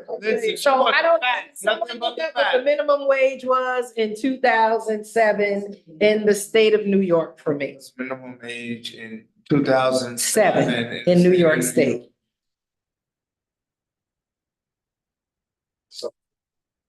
So minimum wage in the state of New York in 2007, minimum wage in the state of New York in 2007 was $7.15 an hour. Minimum wage in the state of New York in 2024 is $16. So that is more than a 50% increase in the minimum wage. We've seen our collective bargaining units get over a 40% increase in their salaries during that same 17-year pay period. And we are asking for nothing more than a similar raise, actually a little bit less than minimum wage increase and a little bit less than what the collective bargaining agreements received during that same period of time. Again, it is not about the person in position, it is about the position itself. The comptroller looked at cities. He compared the average salaries of mayors or city administrators, supervisors in other cities in Westchester. We have 5 cities: Mount Vernon, New Rochelle, White Plains, Peekskill, and Yonkers. Those are the 5 designated cities in the county of Westchester. The others are towns, villages, hamlets, however you want to define them, but they are not cities. So he did not use Mamaroneck. Is it the town or the city? It's the city, the town of Mamaroneck or the city of Mamaroneck. They have a city administrator, and their city administrator, we compared what Peekskill city administrator, which was around 180. Yeah, we compared Peekskill, which is around 180. I think New Rochelle, their city manager, which is their city administrator, is making over 250. We didn't use those numbers. We could have used those numbers to try and justify even a higher salary. We didn't use those. We used the numbers of cities that kind of have elected mayors and governments. The mayor of Peekskill, the mayor of New Rochelle, they're not full-time. Those chief executives of those cities are actually their city manager or their city administrator. Whereas in Mount Vernon and New Rochelle, we do not have administrators. We have mayors that are full-time. And we are not run by a city manager or administrator. I've heard it said that we did this in hiding and we did not put this information forward. Yes, the budgets are created in that October, December range. They're presented in November and December. They go through hearings. And at that time, we did not have the numbers. We had not put in actual numbers in our lines because they had not been determined. But we put in a projected number for not just elected, but appointed officials in the contingency. As we had done in years prior, we put monies in the contingency as directed by the New York State Comptroller, that in the contingency line, there should have been information and a number for collective bargaining. That was a deficiency that was found in one of our reports that, even if you didn't know what the numbers were, you should at least put it in the contingency line. There should have been a line dedicated to that. We did that in this budget. There was a number, and in the multiple budget hearings, as well as in the public hearings, in the public hearings and the multiple community conversations that we had, which were several, we had an additional 2 community conversations. We discussed those again. In the Board of Estimate, we discussed them. At the City Council hearing, we discussed them. So I know at least on 7 or 8 times on record, it was discussed that within the budget, at no extra tax increase other than what was baked into the budget, were salary increases for appointed and electeds projected. I'm going to say it again. We said on at least 7 or 8 occasions in public, which are all publicly viewed, that there were baked in proposed salaries for electeds and appointeds within the number. So it would not be an additional increase. And I think I'm going to pretty much leave it at that. So, and the last thing that I want to say is all public hearings are held during the weekday at 9:30 a.m. for local laws. Public hearings for local laws are held during the weekday at 9:30 in the morning. We did not hide this. We did not make it inconvenient. When people want to go before the state boards, and they do it during the day. When you want to go before the federal boards, You do it during the day. Those are the hearings for the local law. When we do budget public hearings, those are done at night. So people had an opportunity to go to the city council, which is an evening meeting, right? There are opportunities that are available for people to participate in the way that they choose to participate. And so we did not change any rules. We did not hide any things. We noticed it as we are required to do in the public notices and in the newspaper, as well as in the book and the rotunda. So nothing was done in hiding. And with that, I believe I am finished with my comments. Oh, you could actually, can you go to the one before that? Up. The one that shows. I have Councilwoman Gleason online and she wants to comment. Is it true? I don't think that, because if I open it again, I'm gonna open it again. She is the sexy.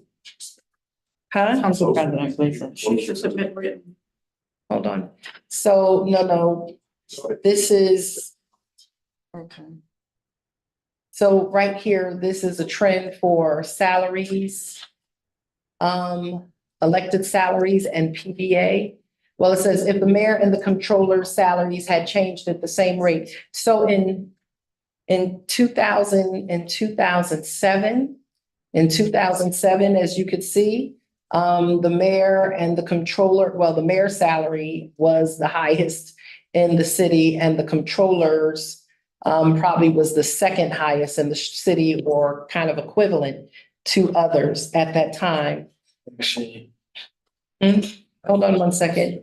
And over the 17-year period since 2017, you could see that salaries for, PBA, CSCA, and Local 107, which is fire, have continued to increase, as well as CSCA, and they increased above, all the way going back to probably about two.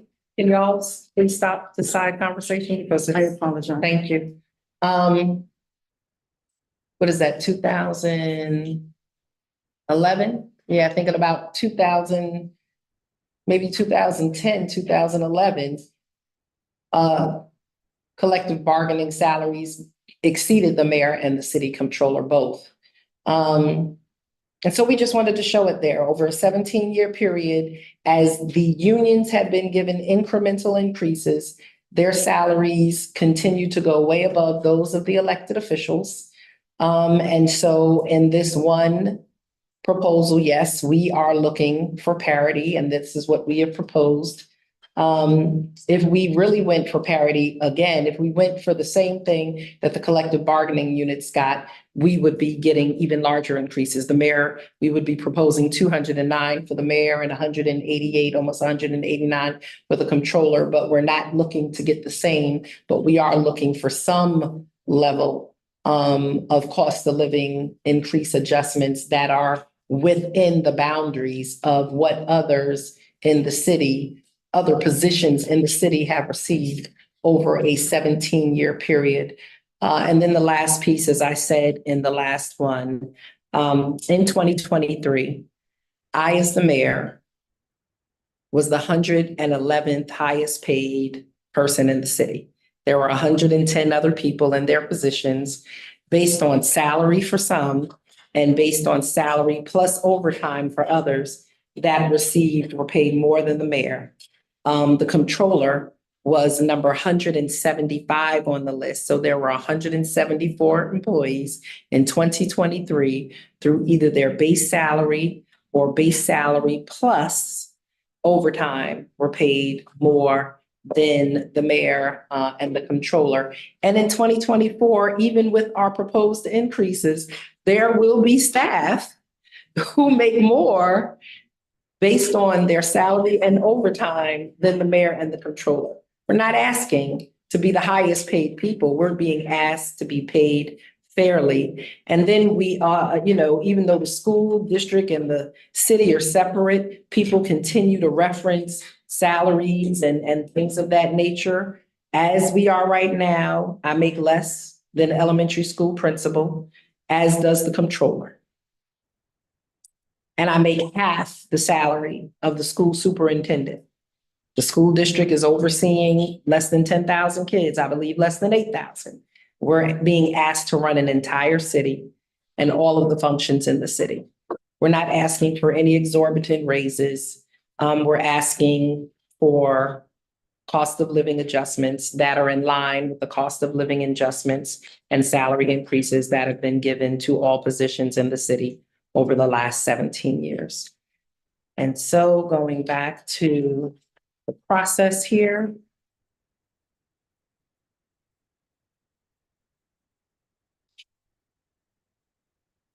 The third local law, as we are late in the day.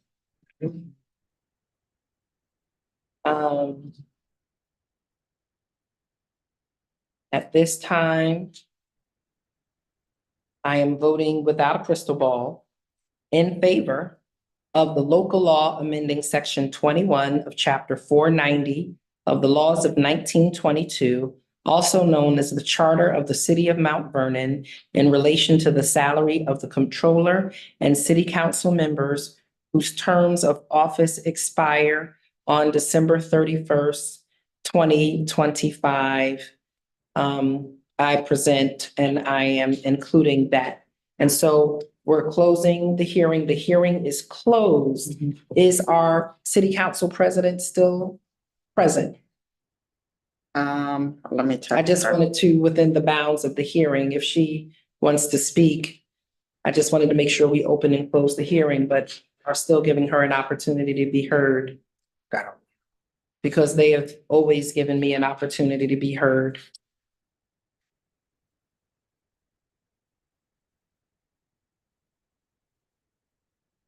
Can you check to see if she's online? Is she online? Can you just pick up the phone and call her? Okay, let me call her. Hmm? Yeah, if she can join the Zoom, Okay, so we could hear her voice? you don't want to join me? No, she's fine. She didn't want to speak? I just want to make sure. That's fine. She doesn't want to join. No, she said she's okay. She's fine. It's okay. Okay. All right. Yeah, I wanted to make sure I give our newly elected officials an opportunity. I just did not want to, go out of bounds. All right. Thank you, everyone. The third local law is adjourned at 12:53 p.m. And all of it now is adjourned for local laws number 1, 2, and 3. All 3 did pass today at their respective times with their separate hearings. Thank you.